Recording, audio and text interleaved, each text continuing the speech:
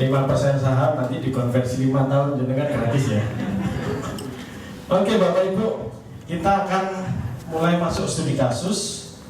Yang sudah baca bonus, yang sudah paham bonus lagi. Bagi yang belum saya bantu ya, tapi nggak akan bisa dalam banget. Nanti kalau dalam hanya untuk membahas studi kasusnya kita belum latihannya gitu ya. Nah, studi kasus ini Bapak Ibu kita akan melihat. Nah, HCC Resto ini perusahaan yang mau kita bantu. Nah, rule of thumb atau cara kita melihat studi kasusnya Bapak Ibu, kita perlu bagaimana nanti membuat solusinya. Bukan nanti tiba-tiba ini bisnisnya diganti gitu. Nah, kalau sudah bisnisnya diganti kita selesai hari ini. Nah, cuma kan kita lagi belajar manajemen dan leadership.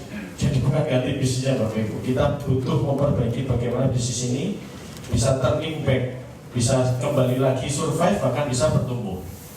Ya. Nah, studi kasusnya ini ada di modul di halaman pertama.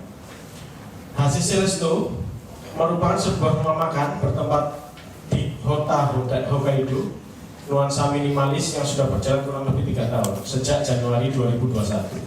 Nah, selama 3 tahun ini terdapat fluktuasi penjualan, terus kemudian dalam 1 tahun terakhir penjualannya menurun cukup signifikan. Produk yang ditawarkan juga cukup beragam. Rumah makan ini juga menjual secara online untuk meningkatkan penjualan yang ada. Nah, hanya saja data 3 tahun terakhir, nah ini sudah mulai thinking ini kita. Data sentris, tidak asumsi, tapi semuanya harus berdasarkan fakta, berdasarkan data. Nah, kalau Bapak Ibu di bisnisnya belum punya data, belum punya informasi, ya harus ada informasi dan data, harus ada di ukuran-ukurannya dulu. Nah, ini bisa dilihat di sini tahun 2021 sampai berevolusi menjadi 2024, revenue-nya secara angka dan item yang jual berapa. Nah, ini bisa dilihat nih, 2021 580 juta, 2024 tinggal 200 juta. Terus ada informasi paket size juga, siapa tahu nanti dibutuhkan Bapak Ibu. Terus kemudian ke bawah kemudian. Nah, tidak hanya revenue, kita juga bisa melihat dari perspektif kepuasan pelanggan. Di 2024 skor ratingnya di 4,1, terus jadi kebalik 4,4 sampai ke 4,1 di 2023 yang paling jelek. Keterangan atau feedback yang perlu diperhatikan, pelayanannya lama, makanan hambar, nggak matang dan yang lain-lain. Dan ini juga ada informasi pelanggan. Terus kemudian pendapatan dari tahun 2021 sampai 2024 turun sebanyak 35% dan mengalami kerugian sehingga 15%. Ada data terlampir nanti di bawah. Organisasi hari ini punya 1 orang leader dan 4 tim. Tim yang cukup beragam ya, dengan potensi karakteristik masing-masing. Di situ nanti juga ada informasi timnya. Bawah. Permasalahan yang ingin dilakukan ketika scale up, kesulitan untuk bekerja sama timnya, keluar masuk, kompetensinya kurang, dan belum adanya komitmen yang nampak. Datanya terlampir, nanti ada potret masing-masing orang. Nah, terus ke bawah. Kalau kita lihat kompetitor dan kita bandingkan HCC Resto, itu juga ada nanti informasi kompetitor itu Google ratingnya berapa, sementara HCC Resto itu berapa. Nah, yang perlu kita lakukan Bapak Ibu, kita perlu membuat goal. Anggaplah ini terjadi di 2024, 2025 goalnya kita apa? Setelah itu bagaimana untuk mencapai goal tersebut, bikin strateginya dan sebagainya, nanti akan kita lakukan bareng-bareng. Sampai akhirnya kita buat organisasi masing-masing posisi, role-nya, terus menempatkan orangnya gimana gitu. Lagi. Ini ada data laporan finansial. Nah, ada orang finance juga di sini, harusnya paham, familiar dengan angka-angka ini. Kalau kita lihat bottom line-nya di tahun 2024 minus sebesar bawah 15,43%. Ya, terus sempat untung di tahun berapa ini? Ya. Oke. Nah, ini ada hasil assessment untuk mengetahui people kita hari ini di mana. Ada leader dan krunya itu juga sudah dipotret Bapak Ibu. Saya jelaskan sedikit ke bawah bagian tabel itu aja. Nah, di sini bisa kita lihat Bapak Ibu kecerdasannya dia di mana, level inisiatifnya di mana, drive result, learning on the fly-nya, terus kemudian sikap kerja positifnya bagaimana, integritas dan lain-lain itu ada levelnya. Baik leader, kru itu sudah dipotret semua Bapak Ibu. Lanjut. Terus langsung ke demografi Pak.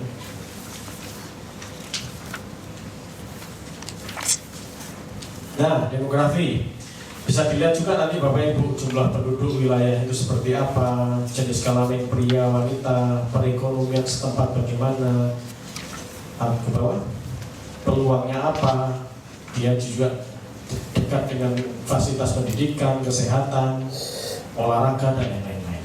Nah, ini informasi bisnis dan kita mulai masuk ke managerial leadership, organizational leadership, nanti ke business leadership.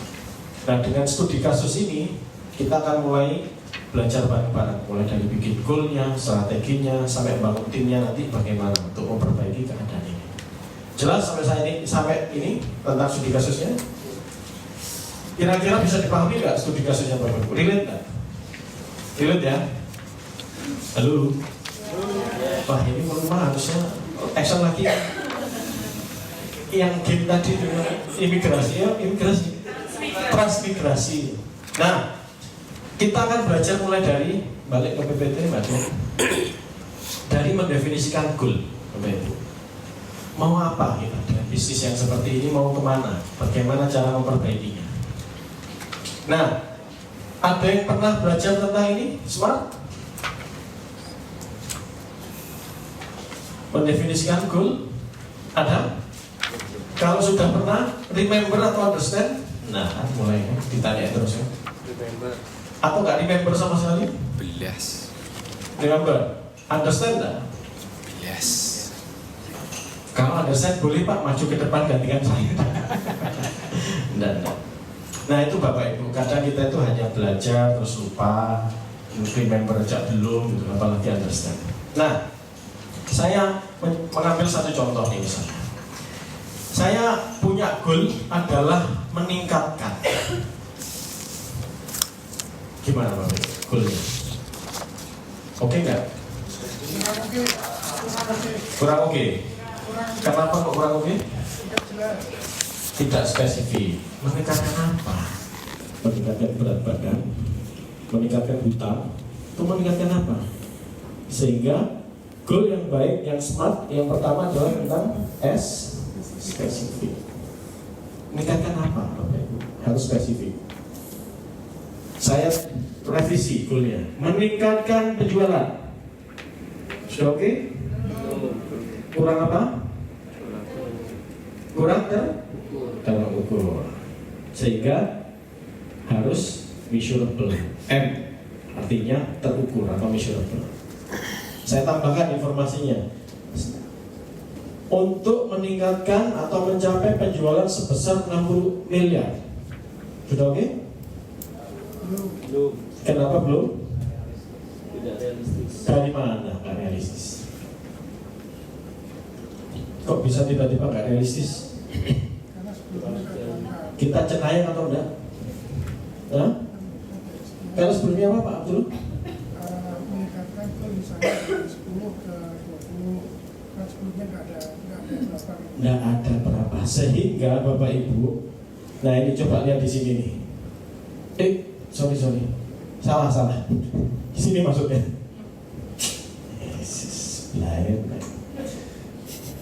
Kita perlu dua Bapak Ibu untuk tahu bahwa itu realistis atau enggak, benar enggak? Yang pertama adalah kita harus mendefinisikan goalnya. Yang kedua tentang realita. Dari mana kita hari ini, starting point kita di mana. Sehingga dengan informasi seperti itu kita tahu bahwa goal ini attainable atau tidak. Nah, attainable itu prinsipnya dua Bapak Ibu. Yang pertama ambisius, yang kedua realistis. impossible, possible. Nah, Bapak Ibu tahu tentang dunia leadership impossible possible. Nah, itu maksudnya attainable. Yang dulu mana? Ambisius dulu atau realistis? Kenapa kok ambisius dulu? Baru realistis. Kenapa? Tujuan, ini kita ngomongin tujuan, Pak. Kenapa kok ambis dulu baru realistis? Iya, menantang itu bahasa artinya apa? Harapan. Why-nya ini yang saya tanya. Kenapa tuh? Harapan. Balik lagi Bapak Ibu, kita masih di hari yang sama, belum pindah hari. Growth man, kita berhadapan dengan fungsi waktu. Jadi ini pilihan Bapak Ibu. Bapak Ibu sebagai leader mau berangkat dari realistis dulu atau ambisius. Tapi goal yang smart itu harus berangkat dari ambis baru realistis. Jadi nanti Bapak Ibu kalau setting goal, ya, terus timnya itu merasa, wah ini menantang banget ini goal ini, tapi masih oke ini sebenarnya bisa dicapai. Nah itu goal itu sudah attainable. Bang, jadi vibes-nya, connect-nya seperti itu. Bukan realistis baru ambisius, aneh jadinya. Ini realistis tapi ambisius kan aneh, paham nggak maksudnya? Nah, kalau goal kita sudah seperti itu berarti goal yang baik. Dampaknya apa Bapak Ibu? Kalau cuma ambisius saja, nggak realistis sama sekali. Iya, itu sulit dicapai, tapi dampaknya ke tim, karena kita bawa tim kan, frustasi. Nah, Bu Yeti, sebelum frustasi kan setelahnya kan, Anda tidak akan didengarkan dulu. Berarti kan frustasi itu nggak akan terjadi, benar nggak? Ini Bapak ngomongin apa? Ini kan Pak Abdullah misalnya tadi startnya adalah di 500 juta setahun misalnya, targetnya 60 M. Ini ketawain ini namanya. Berdampak nggak secara organisasi? Tidak. Karena dari awal begitu kita ngomong sudah masuk aja udah nggak didengarin. Kalau sebaliknya realistis saja. Contohnya sekarang 500 juta setahun, kita tingkatkan menjadi 500 juta 500 ribu setahun itu. Apa yang dampaknya ke tim bagaimana? Sama Bapak Ibu, tidak akan didengarkan. Ini Bapak ngomongin apa sih ini? Kalau sekarang sudah 500 juta setahun ditambah 500 ribu lagi, sambil tidur aja selesai itu Pak. Jadi nggak ada resonansi Bapak. Jadi nggak ada koneksi. Goal kita itu terhadap mereka itu bagaimana, nggak ada koneksi. Makanya menciptakan ambisius realistis butuh jam terbang. Karena di situ akan mendorong tim punya ambisinya ambis tapi ini bisa ini sebenarnya. Nah itu yang butuh jam terbang nanti, attainable. Nah sehingga untuk mendefinisikan attainable kita harus tahu tentang di mana kita hari ini. Oke, setelah A, attainable, relevan. Relevan nanti kita akan belajar ketika strateginya itu sudah clear. Goal ketemu, strategi ketemu, sampai KPI di level individu itu ketemu. Itu kita bisa lihat itu relevan nggak? Mulai puncak sampai ke pelaksana itu sambung nggak goalnya? Jangan-jangan goalnya adalah menaikkan skala bisnis 5 kali lipat, yang produksi jual mesin, yang nggak relevan. Antara efisiensi, yang satunya ekspansi atau growth, yang ini ngomong productivity, nggak relevan. Nah nanti kita akan belajar sampai ke level relevansi. Yang terakhir adalah T itu apa? Jadi goal yang baik, saya akan mencapai target penjualan sebesar 60 miliar di tahun 2025. Clear nggak? Bisa dimengerti nggak? Nah itu caranya bikin goal Bapak Ibu. Nah sehingga latihan pertama, ya, pertama tulis nama kelompoknya, jangan lupa, karena nanti kita akan mengidentifikasi nama kelompok dulu. Nama yang baik ya Bapak Ibu ya, tim berkah, yang bahagia gitu, jangan tim kurus bersama atau yang lain. Ya, nah namanya diidentifikasi. Kedua, Dengan kasus HCC Resto, masing-masing kelompok tolong diskusikan goal dan realitinya. Goalnya apa, reality kita di mana? Paham instruksinya? Atau belum? Jadi nanti masing-masing kelompok sudah ada flipchart, tuliskan namanya dan tuliskan goalnya apa, realita kita di mana. Realita itu mirroring Bapak Ibu, sama-sama sama-sama smart. Kalau kita hari ini di goalnya adalah 60 miliar 2025, realita kita berapa? Misalnya 37 miliar 2024, mirroring enggak? Jadi kan sama-sama smart dan kita bisa bandingkan kan realita kita di mana dan goalnya di mana. Nah, yang dilakukan masing-masing Bapak Ibu, tentukan goalnya masing-masing kelompok dan realitanya di mana. Waktunya 10 menit. Nama kelompok, goal, realita. Silakan Bapak Ibu bergerak. Tetap masih di bawah. Oke, kalau sudah Bapak Ibu, kita kembali ke tempat. Udah mas dulu ya, start dibahas. Saya minta kesediaannya tim skill up untuk menjelaskan dari tim skill up goalnya apa. Karena yang langsung selesai pertama ini. Silakan. Santai Bapak Ibu, kita hangat aja, jangan merasa kita belajar bareng-bareng. Silakan boleh. Satu lagi. Ya Pak Abdullah, terima kasih Pak Abdullah. Kami dari tim Bapak Skill Ibu, Up. tolong didengarkan kelompok skill up. Ya. Jadi kami dari Skill Up dan masyarakat dengan harapan kita bisa bertumbuh. Semoga sesuai dengan namanya. Amin. Pertama, kami melihat ya HCC Resto itu pernah mengalami laba atau keuntungan. Ya. Tapi di tahun 2024 realitanya adalah mengalami penurunan. Ya. Sehingga kami berpikir adalah di tahun 2025 kami mempunyai goal untuk mengembalikan laba tersebut. Ya. Mengembalikan laba tersebut atau sesuai dengan tahun 2023 dulu. Jadi goal kami adalah mengembalikan laba perusahaan seperti tahun 2023 atau 7% dari omset pada tahun 2025. Ya. Karena realitanya di tahun 2024 mengalami kerugian 15% dari omset pada tahun 2024. Siap. Gitu. Terima kasih. Aplaus untuk kelompok skill up. Bapak Ibu. Sebagai pembanding saya minta tim ceria untuk menjelaskan. Ceria. Tapi bicaranya minta tolong diposisikan juga teman-teman yang lain bisa melihat Bapak Ibu. Langsung ditunjuk sama Mas Is. Thank you Mas Is, mempercepat waktu.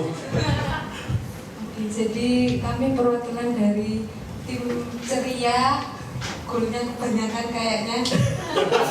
Bu, ini menjelaskan Bu, bukan Ya. pengakuan. Oke, jadi menjelaskan, jadi goal kita memang ada 5, kurang lebihnya itu yang pertama adalah kenaikan revenue tapi tetap labanya juga naik, jadi nggak hanya revenue naik tapi operasional yang lebih besar, kita kunci di laba. Ya. Kemudian untuk membahas masalah pelayanan dan fasilitas, kita ada goal rating Google minimal 4,7 untuk mengatasi customer yang suka ngomel dan ngeyel, dan karena memang pelayanan yang belum baik. Saya tahu jadi angel ngeyel dari mana itu saya kira-kira paham.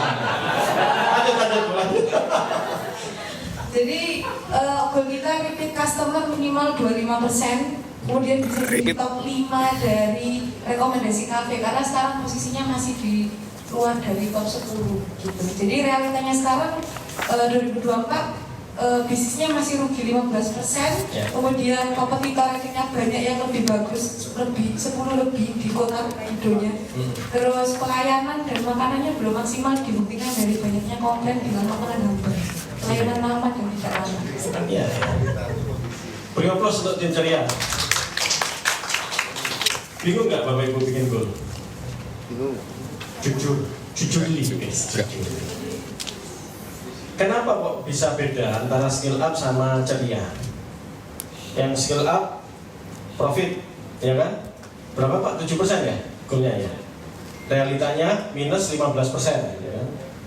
Pakai ambis dan realistisnya sepertinya di dalam 2023 itu profit yang pernah terjadi gitu kan ya, sehingga ada ambis dan realistis. Ambisinya ya kita harus 2 kali lipat ini untuk menaikkan profit, karena kan posisinya sekarang 15% gitu.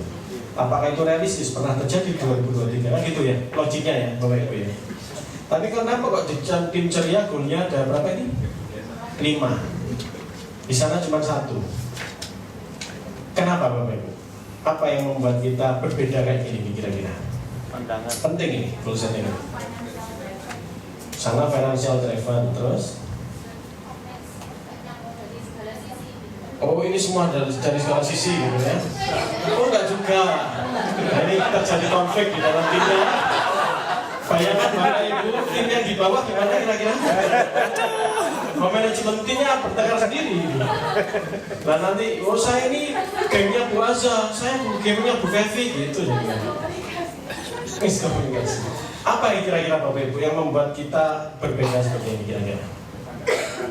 Hah? Pandangan terhadap realita ya, terus? Mindset. Apa Pak? Mindset. Mindset apa?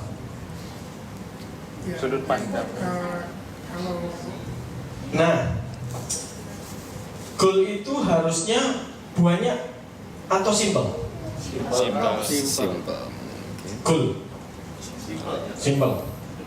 Kalau banyak jadinya apa? Strategi. Bisa jadi strategi. Walaupun banyak pun itu aneh untuk ukuran sebuah strategi. Fokusnya apa? Semuanya Pak. Ya nggak akan pernah kemana-mana. Benar nggak Pak Ibu? Yang kadang kita bingung itu antara menentukan ini goal ini strategi atau yang mana sih? Nah kalau saya kayak gini nanti pertanyaan saya ke tim ceria mana dulu Bu yang mau dijawab? Nah kan? Ya jangan dimarahi Bapak Ibu kalau SDM kita di bawah juga bingung. Ini apa sebenarnya prioritasnya mana dan sebagainya, benar Bapak? Karena di kita ini belum clear. Kita yang sebagai otaknya untuk membawa pasukan ini kemana ini nggak clear. Katanya perang ke Ukraina, tapi setelah lewat Kediri balik lagi ke Lamongan, Tuban dan sebagainya, ini capek di tengah jalan. Karena kita nggak tahu mau perang kemana sebenarnya, nabrak sana nabrak sini. Nah, dan kita terseret di problem biasa. Nah, yang jadi kesulitan Bapak Ibu tentang goal itu sebenarnya kan seperti ini Bapak Ibu. Ini katakanlah waktunya 1 sampai 3 tahun, ada 5 tahun, ada 10 tahun, dan selanjutnya. Ada waktu di sini. Dan sini ada kaitannya dengan data atau informasi. Kira-kira semakin ke sini, informasi semakin blur atau semakin jelas? Semakin 10 tahun? Semakin? Blur. Kalau kita ngomongin 0 tahun, ya jelas hari ini. Setahun ini masih jelas. Kalau kita ngomong 10 tahun, nah itu biasanya kita itu problem di situ Bapak. Kita belum berpikir strategi, belum visioner. Karena ya mungkin informasi, data dan sebagainya kita itu ya nggak punya. Jadi semakin ke sana semakin blur. Semakin di sini semakin jelas. Ini tantangannya leader Bapak. Kita harus dealing dengan ambiguity. Tapi kalau kita nggak tahu ke sini ya tim juga mau kemana juga bingung, benar nggak? Nah yang kita definisikan sebenarnya ini itu masih 0 sampai 3 tahun, benar nggak? Yang kita diskusi hari ini 2025 mau ngapain 0 sampai 3 tahun ya? Itulah kita sebut sebagai goal. Semakin kesini itu namanya kita sebut sebagai visi. Jadi semakin blur itu semakin mimpi bentuknya. Semakin kita memprediksi apa yang akan terjadi tahun nah seperti yang ICOS tadi itu, kalau kita ngomongin smoke free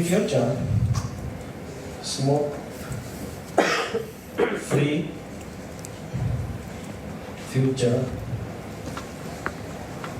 masa depan yang bebas asap rokok, itu kira-kira setahun atau di sini?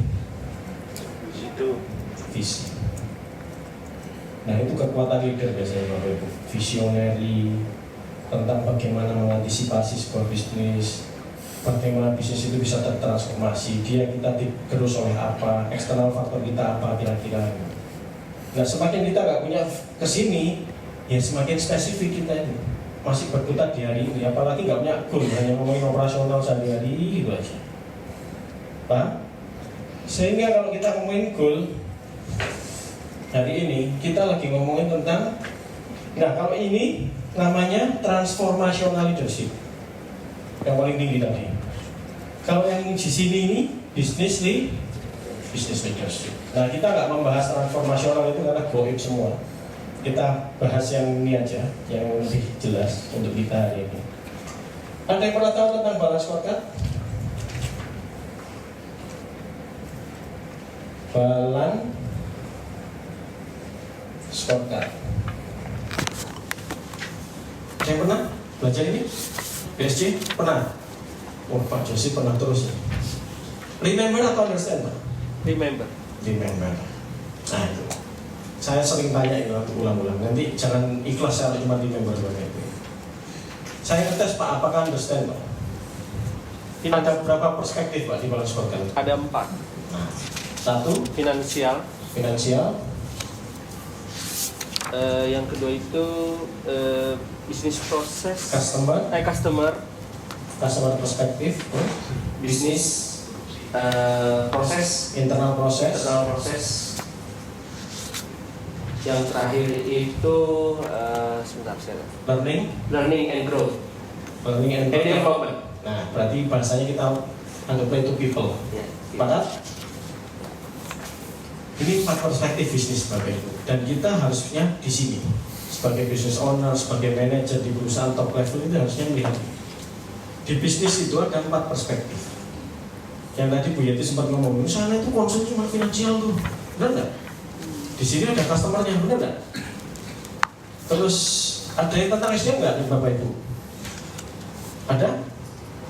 Kalau SDM berarti di people. Nah, pertanyaannya adalah finance, customer, process, people. Mana yang paling ujung dalam sebuah bisnis? Paling ujung. Finance. Ujungnya bisnis apa? Finance. Berarti paling ujung adalah Finance. kecuali kita lembaga sosial ya, nggak usah dibahas di sini Bapak Ibu. Nanti kita belajarnya yang hidayah menengah itu aja. Jadi karena kita ngomong bisnis, yang paling ujung ya finance, benar nggak Bapak Ibu? Kalau di bawah, anggaplah ini sebuah rumah, berarti finance itu adalah apanya? Atapnya, thank you Pak. People, fondasi. Paham sampai sini Bapak Ibu?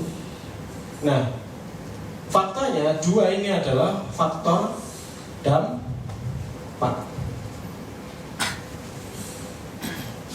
Yang di sini adalah faktor fundamental.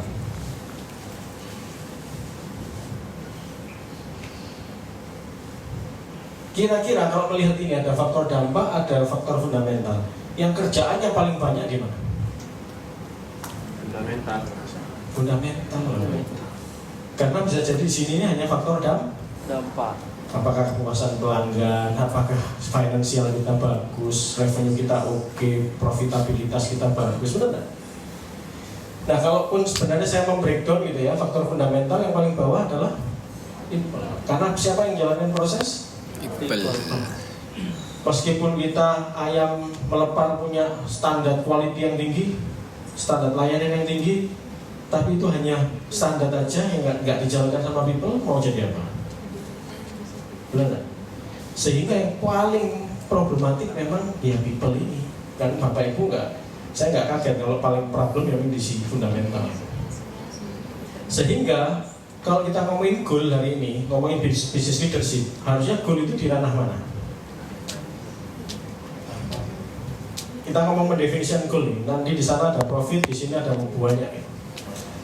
Harusnya kalau ngomongin goal itu gimana? Dampak. Dampak yang mana Bapak Ibu?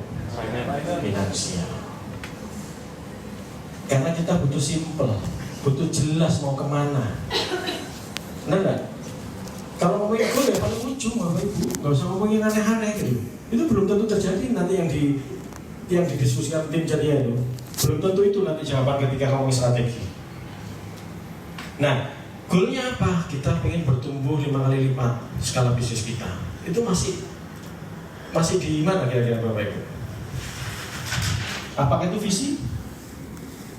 Paling masih di sini-sini, benar nggak? Nah itu goal. Kalau kita mau suatu saat Besto Bakery ini akan jadi gaya hidupnya ibu-ibu di Indonesia, itu gimana? Visi. Suatu saat HCC ini harus menjadi partner bisnis untuk skala menengah sehingga tidak ada lagi di Indonesia ini bisnis skala menengah. Kalau perlu dari kecil bisa langsung belajar, akselerasi langsung ke corporate. Itu visi atau goal? Visi. Nah, goalnya apa? Ya di finansial, mau bertumbuh berapa kali lipat, mau mencapai revenue berapa, yang di sini Bapak. Sehingga jangan bingung kalau seandainya kita masih campur hari ini. Mana kan? Campur. Paham sama sini Bapak Ibu? Sehingga goal harusnya di. Nah, perspektif ini kita sebutnya kan balance. Artinya balance itu apa? Kenapa harus seimbang? Karena saling menopang. Gimana Pak Josi? Saling menopang satu sama lain. Saling menopang satu sama lain. Kalau tadi Bu Yeti menyampaikan Pak, itu terlalu fokus di finansial. Bisa nggak kita hanya fokus di finansial? Pokoknya profit gitu aja. Tanpa melihat yang ini. Nggak bisa. Kenapa nggak bisa? Karena saling berakselerasi dia. Nah kalau kita nggak peduli customernya lari semua, bisa kita mencapai finansial. Ya. Kalau kita nggak peduli people, terus berdoa desa untuk people-nya, Nggak bisa. kira-kira yang terdampak yang mana? Ini terdampak kan? Iya. Ini terdampak nggak? Iya. Ini terdampak nggak? Iya. Nah itulah, kita itu kadang harus balance untuk melihat. Saya ketemu business owner yang di sini aja. Dan ketika saya mendiagnosa organisasi, aduh ini bom waktu ini. Kalau nggak mereka nggak segera sadar. Pokoknya profit gitu. Tinggal nunggu waktu sebenarnya. Karena ketemu dengan orang yang tadi saya tanya 0 setahun, 2 tahun, retention rasionya talent itu nggak sampai 3 tahun, setahun aja belum solid. Kan belum waktu. Nah, apakah bisa nanti kita bisa ke sini? Nggak bisa, berat. Nah, sehingga kita harus mendapatkan yang balance. Nah, untuk membuat ini balance, kira-kira posisi apa di sebuah perusahaan? Sebelum ke sana, finance ini stakeholder-nya siapa? Stakeholder itu pihak yang berkepentingan tentang finance. Investor, CEO, owner. Bookkeeping. Kalau customer ya customer ya. Stakeholder besar ya. Mana yang paling penting antara ini sama ini? Customer. Dua-duanya Bapak Ibu. Kalau kita hanya mikir di sini, kita nggak lain sama investor, wah itu berdarah-darah kita. Investor ini bisa merubah segala hal. Benar nggak? benar. Nggak bisa kita cuma di sini. Tapi apakah customer penting? Penting. Proses adalah proses dan stakeholder berikutnya adalah tentang di proses bisa jadi nanti Bapak Ibu kalau stakeholdernya atau pihak yang berkepentingan itu kompleks ada mitra juga di sini. Supplier, benar nggak? Ya. Kalau tiba-tiba mitra kita hilang, gimana coba? Nah, berarti kan ada stakeholder bisnis, ada investor, ada customer, ada mitra, ada SDM. Siapa di dalam sebuah perusahaan yang mengelola ini semua? CEO. Itulah kita lagi bicara tentang bisnis leadership. Sehingga CEO itu yang harus membuat stakeholder ini semua happy. Salah satu role-nya, nanti kita akan belajar tentang role, peran atau tujuan jabatan. Nah, kenyataannya kita hari ini owner atau CEO mikir nggak ini? Ya, kadang kepikiran Pak. Pas kapan? Pas customer komplain. Terus ngapain? pokoknya tinggal ngajar ini, dan nggak benar nih. Terus dia main PHK Pak. Gitu. Nah, ini kita lagi ngomongin karena kita ngomongin goal kita lagi di bisnis leadership. Oke, sehingga dengan penjelasan seperti ini yang masih tersesat, revisi dalam 1 menit. Goalnya apa? 1 menit aja. Oke, sudah. Kemudian, nah karena sekarang sudah mulai paling ujung goalnya, goal finansial, saya hanya sedikit mau komen sebenarnya Bapak Ibu, terutama untuk tim Connect sama tim Home. Tim Connect ini goalnya adalah meningkatkan omset perusahaan. Nah ini terbaca tapi terlihat tadi itu kurang terbaca. Sebesar 600 juta di tahun 2025. Clear enggak?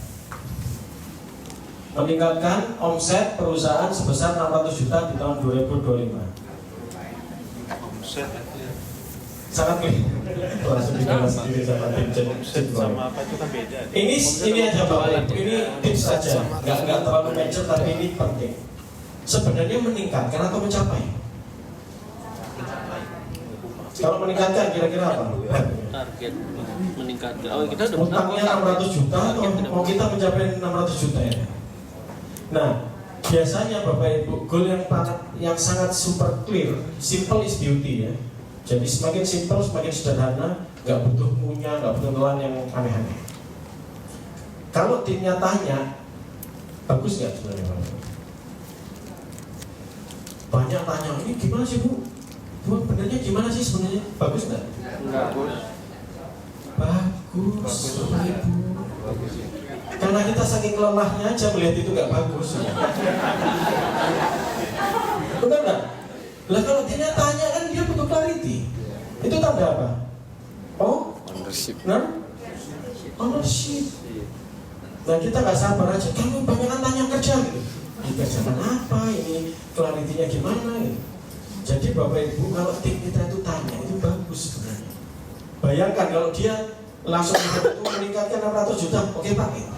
Nggak tanya, nggak ngapa-ngapain. Nggak ada keraguan segitu Bapak Ibu kira-kira. Ini mereka itu ngerti atau enggak itu? Itu connect atau enggak itu? Pasrah ya. Atau pasrah ya Pak Jose. Nah, satu terus kemudian mendapatkan maksudnya mendapatkan naik. Rumah ini gimana nih mendapatkan naik 200% kan? Kan naik. Ini ada yang jujutan ya ini nih. Mendapatkan naik 200%. Ini mendapatkan atau naik? Baru kita bahas yang di sini ya.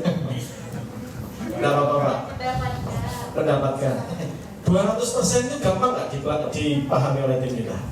Dapat penjualannya meningkat 2 kali lipat. Itu bahasa manajerial Bapak. Naikkan berapa 200%? Sekitar 200% kita ini sekarang gimana ya? Gitu. Kira-kira butuh berapa? Nah kadang kita itu yang gini-gini ini butuh kepekaan karena tujuannya untuk membangun semakin simple, semakin mudah dipahami tim, mereka akan lebih connect.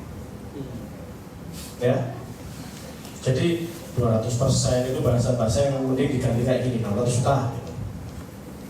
Supaya ya lebih connect, nggak perlu munyah lagi gitu loh, munyah, nelan gitu kan, terus dilepeh, dimuntahkan, berat. Oke, nah kalau goal sudah, nanti kalau yang 200 mau diganti ke angka boleh, kalau meningkatkan diganti yang mencapai juga boleh, supaya lebih clear. Nah sekarang kita belajar tentang strategi. Tadi yang sudah belajar SWOT banyak ya. Team member atau understand? Mudeng kok Team gendeng. member understand. Nah, saya Bapak Ibu sebenarnya ini tools yang saya sering pakai itu Aero Bapak Ibu. Aero yang sering saya pakai. Tapi Bapak Ibu karena nggak sering pakai Aero, mungkin nggak pernah. Ada yang pernah? Nggak pernah ya? Halo? Nggak pernah ya? Nah, karena nggak pernah, makanya saya bridging Bapak Ibu. Karena Bapak Ibu biasa menggunakan SWOT, ini saya bridging nanti kaitannya dengan Aero itu apa sih? Nah, kenapa Aero itu lebih clear Bapak Ibu? Karena SWOT itu untuk apa Pak? Kira-kira? positioning, diagnosa. Tapi mau ngapain setelah itu? Goalnya apa? Nah, paham nggak saya? Makanya saya pakai arrow. Nanti akan saya jelaskan maksudnya. Nah, untuk SWOT supaya kita tidak hanya remember tapi understand. SWOT itu apa isinya? S, strength. Terus weakness. Terus opportunity. Terus threat.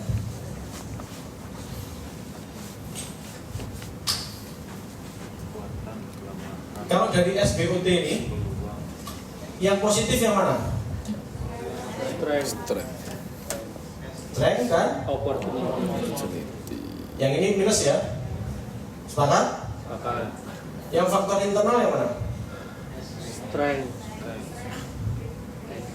Weakness. Ini eksternal ya? Ya. Itu paham.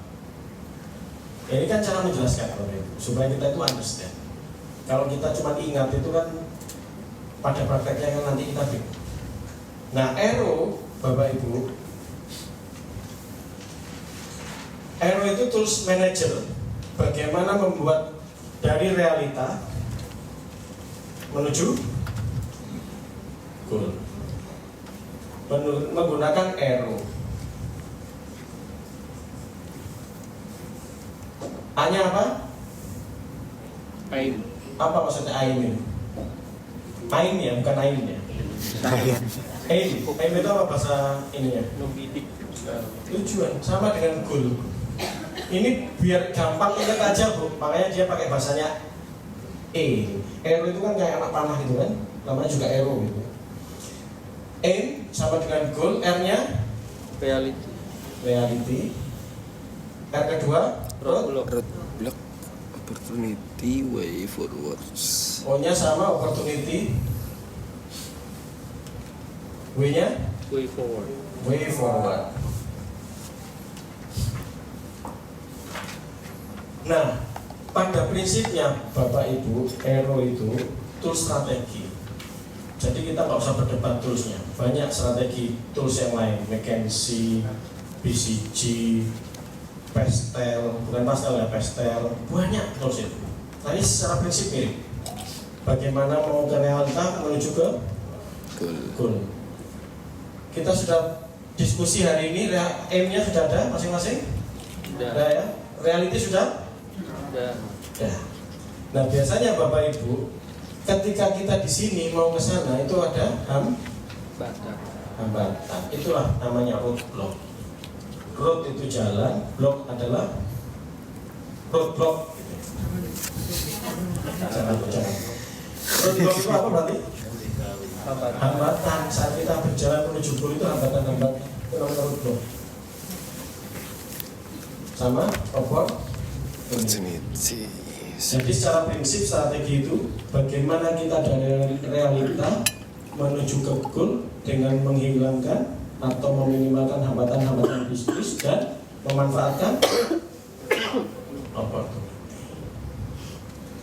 Nah, manajer yang semakin pengalaman, semakin senior, yang biasa menggunakan yang strategik lah ya, itu yang paham betul dengan roadblock dan dia paham betul tentang opportunity.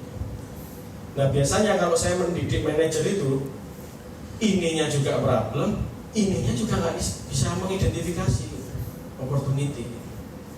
Padahal itu skillnya manajer loh.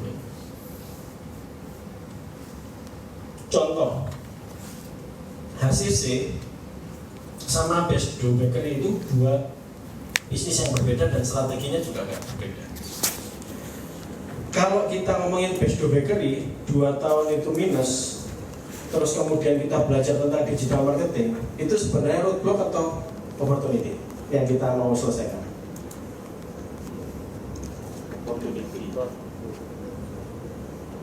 Best Dough Bakery 2 tahun minus, akhirnya kita belajar tentang digital marketing dan kita akhirnya bisa mulai pertumbuhan. Opportunity. Roadblock atau opportunity? Yang opportunity yang katakan jangan mulai ragu kan? Yang roadblock Nah, roadblock lebih full. Ya, saya ingin ikut yang roadblock aja. Enggak. Roadblock Bapak Ibu. Kenapa bisnisnya minus? Karena nggak ngerti jualan. Hambatan bisnis lah itu. Hambatan. HCC begitu tahun 2022 kita bentuk, itu omset sekarang boleh diadu sama Bakery. Beda strategi dengan Besdo.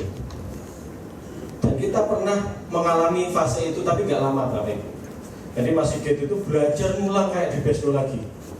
Ini target marketnya siapa sih ini ya? Kita harus bikin konten dan sebagainya, itu seperti apa, nanti ads-nya itu berapa gitu. Ngulang seperti Besdo. Dan tahu nggak Bapak Ibu? Begitu kita bikin konten, yang like itu bukan Bapak Ibu semua. Kadang nggak jelas, followernya cuma 1, saya lihat aktivitasnya mancing. Nah ini target marketnya mana bro? Ini bro. Dan ini gimana ini? Lama banget di situ. Wah ini kalau diterus-terusin ini ngulang sejarah Facebook. Nah apa yang kita lakukan di HCC yang kira-kira strateginya agak berbeda karena kita mengidentifikasi opportunity. Saya kenal Deriansyah kasih solusi. Saya kenal ownernya Pecah Telur. Ada yang pernah lihat YouTube saya di Pecah Telur? Yang belum muncul itu ada yang tahu Christina Lee Bapak Ibu? Christina Lee itu kita juga podcast tapi kok nggak muncul-muncul gitu, saya juga bingung. Itu dari mana kira-kira? Apakah roadblock atau opportunity? Opportunity. Saya punya network itu. Masanya beliau-beliau ini, bapak-bapak ini kan juga followernya mereka juga bisa jadi kan. Kadang menikmati konten-kontennya mereka. Nah kalau saya harus mulai dari awal dengan Besdo, ya itu tadi saya tanya ke Mas Sigit, Mas nanti 68 tahun kita baru ketemu. Oh jangan Pak, kita punya cucu bareng-bareng. Sehingga HCC kenapa lebih cepat dengan hanya 2 tahun bisa nyalip si Besdo dan bahkan kita lagi berkompetisi di revenue-nya. Nah problem kita biasanya Bapak Ibu, kita nggak kenal juga. Itu problem. Karena by nature opportunity itu biasanya lebih mudah dan lebih cepat ke goal. Biasanya. Nah saya punya kenalan juga owner beliau aktif di TDA Bandung. Jago banget bikin opportunity, mengenali opportunity. Makanya cepat banget ya bisnisnya. Nah tapi apakah roadblock nggak diselesaikan? Harus diselesaikan Bapak Ibu. Kalau kita mengandalkan eksternal terus tiba-tiba eksternal ini saya nggak mau lagi nih MOU sama HCC ini, udah kita fokus di brand yang lain. Apa yang akan terjadi? Ya berat juga kalau kita nggak menyelesaikan roadblock, benar nggak? Sehingga roadblock dan opportunity ini nature-nya kayak gitu dan itu strategi. Nah kita harus mengenali apa opportunity kita untuk membuat bisnis kita itu lebih cepat ke goal dan apa hambatan yang perlu kita selesaikan. Paham Bapak Ibu? Ya. Nah sekarang kita setelah aim clear, reality clear, kita masuk ke roadblock. dalam sejarah fast track leadership roadblock ini yang bikin pening. Tapi kita harus melewati masa-masa itu. Masih ada pertanyaan enggak Bapak Ibu sebelum saya lanjut? Aman? Saya lanjut dulu ya. Reality sudah, hambatan. Nah, hambatan atau roadblock datanya dari Weakness. dan Threats. karena itu yang Titik. benar nggak? Iya. Itu menghambat kita nggak? Menghambat. Ya inilah yang dikatakan roadblock itu Bapak Ibu. Kenapa saya bridging ini loh, SWOT sama arrow. Kalau kita mau stick lang dengan arrow nggak apa-apa juga, cuman kan untuk mengenali itu kan biasanya kita pakai SWOT. Nah roadblock itu weakness sama threat. Yang menghambat bisnis kita itu adalah roadblock. Nah hanya saja Bapak Ibu, roadblock itu hanya kadang sifatnya kejam. Pada yang kita harus cari tahu sebenarnya adalah akar masalah. Kenapa kok harus akar masalah? yang kita cari, bukan gejala.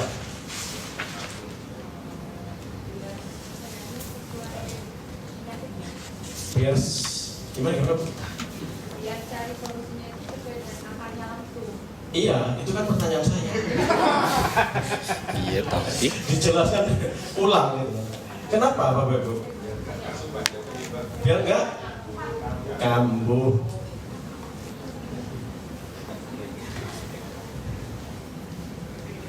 Dan ini biasanya yang membuat pusing manajer.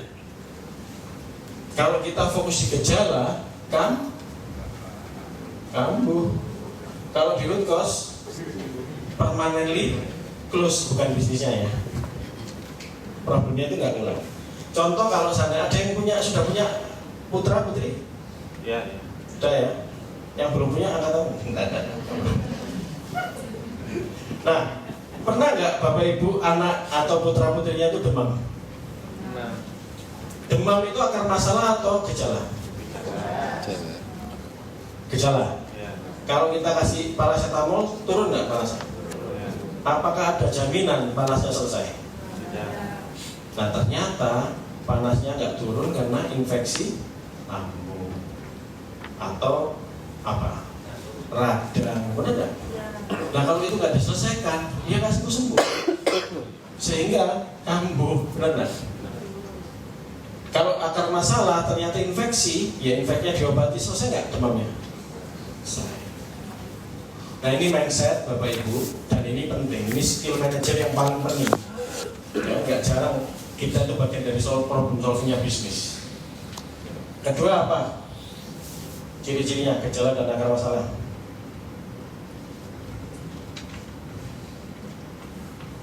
Kambuh, langsung solve. Obati. Apa Pak? Kalau ada sudah diketahui akar masalahnya, ya tinggal diobatin. Oh iya, pasti Pak. Itulah kenapa nggak kambuh lagi kan? Ada lagi? Gejala sama akar masalah kira-kira apa ciri-cirinya?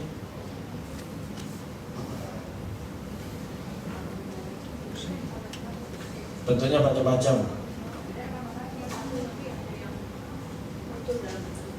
Thank you Bu. Thank you Bu. Kan sudah pernah training ini. Coba. Enggak. Wah, cenayangnya luar biasa. Banyak cenayang di sini. Gejala itu biasanya Bu, Pak, banyak. Akar masalah? satu. Biasanya simple.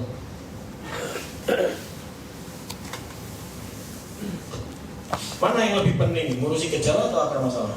Gejala. Gejala. Semua. Yang lebih pusing, ngurusi gejala atau akar masalah? Gejala. Akar masalah. Semua. Yang mana? Dua-duanya pusing. Kalau ini gejala seakan-akan Sering terjadi. simple. Kalau ini simple beneran Bapak Ibu. Nah ini yang kadang menipu kita. Sama kayak tadi delegasi dan mau dikerjakan sendiri. Seakan-akan pengen cepat, hasilnya lambat gitu. Itu yang menipu kita kan sebenarnya. Gejala ini seakan-akan simple tapi enggak sebenarnya. Ada lagi Bapak Ibu yang lebih menarik ciri-cirinya. Dan ini yang harusnya kita sadar betul. Saya ambil contoh satu. Ini penjualan nggak perform, kinerjanya nggak baik. Gejala atau akar masalah? Jalan. Gejala. Biasanya yang kita lakukan apa kalau pengen cepat? Apa Pak? Pak? Boleh Pak? Menarik itu? Hah? Oh, enggak, maksudnya ada orang salesman, dia nggak perform. Itu gejala atau akar masalah? Kalau kita pengen cepat biasanya diapain? Dia apa? PHK ya? Nah, PHK. Contohnya, apakah dengan PHK selesai masalah Bapak Ibu? Nah, sehingga apa? Gejala baru. Muncul masalah baru. Dan ternyata bukan simpel Pak, capek gejala ini. Malah nambah masalah baru. Begitu di PHK, training ulang. Apakah ada jaminan kalau setelah di training jauh lebih bagus dibandingkan yang kemarin? Ada nggak kemungkinan malah lebih buruk? Ada. Nah, itu yang membuat nangis Bombay. Karena kita harus gejala. Nangis Bombay, Pak. Nah, sehingga itu melebar masalahnya. Nambah effort baru, nambah energi baru, nambah masalah baru. Nah, kalau misalnya timnya itu budaya feeling, apa yang akan terjadi? Yang di PHK satu departemen lain yang perform, sisi ini ada apa perusahaan ini ya? Kok main pecat ini ya? Wah, ini bahaya ini. Apa yang akan terjadi? Hebat. Karena urusan people itu urusan tentang persepsi. Jadi jangan salah Bapak Ibu, ketika kita di sini malahan biar kita bekerja. Sehingga skill manager harus bisa mendeteksi sampai akar masalah. Ada yang tahu caranya mendeteksi akar masalah?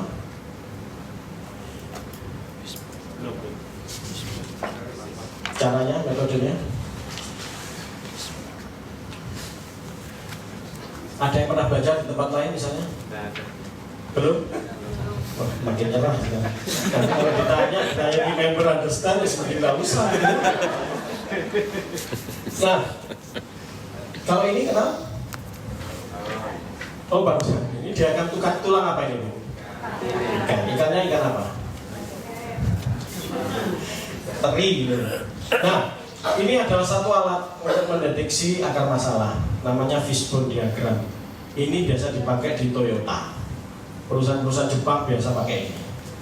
Dan jangan salah Bapak Ibu, kalau di mereka itu tools ini itu sampai bahkan di level pelaksana. Nggak cuma kita sebagai manajer aja. Kalau kita aja ngomongin ini sekarang pusing. Dan di Toyota itu sampai level pelaksana itu bikin kayak gini loh, untuk mengidentifikasi akar masalah. Nah, fishbone itu Bapak Ibu, yang paling ujung ini adalah problem. Contoh goal kita misalnya adalah menaikkan sales. Berarti problemnya sales tuh turun. Karena kita lagi mau mendefinisikan road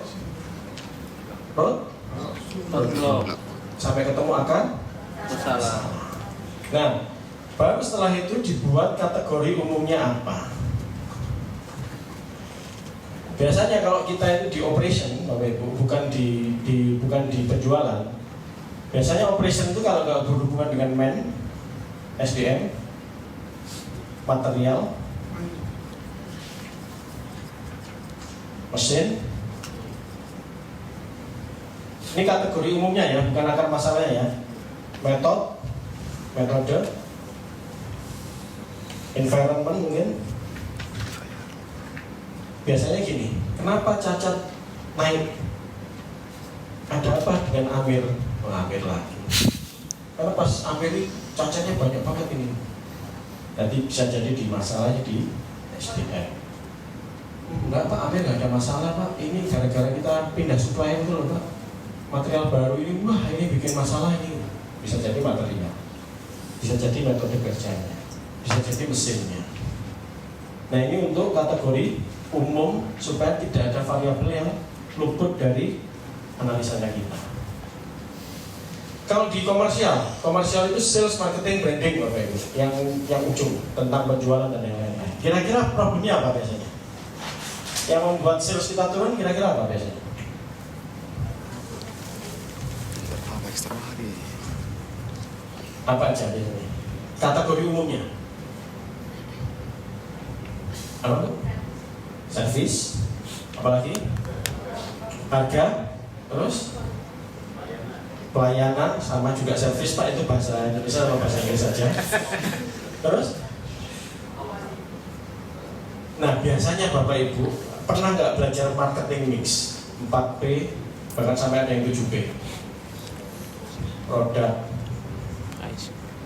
price, place, promotion. Ini bukan lagi ngomongin branding loh Bapak Ibu ya. Ini lagi ngomongin kenapa penjualan kita turun. Biasanya kan karena ini kan, bisa jadi positioning, bisa jadi proses, Benar nggak? Biasanya ini yang jadi akar masalah. Yang jadi identifikasi variabelnya. Nah setelah itu Bapak Ibu kita harus tanya nih, kenapa dengan produk kita kok sampai menyebabkan sales turun? Makanan hambar. Kenapa kok hambar? Tanya sampai biasanya 5 why. Ini rule of thumb Bapak Ibu. Ada yang 3 why aja sudah ketemu akar masalah. Tapi ada yang sampai 5 why. Sehingga kalau saya boleh balik ke sini,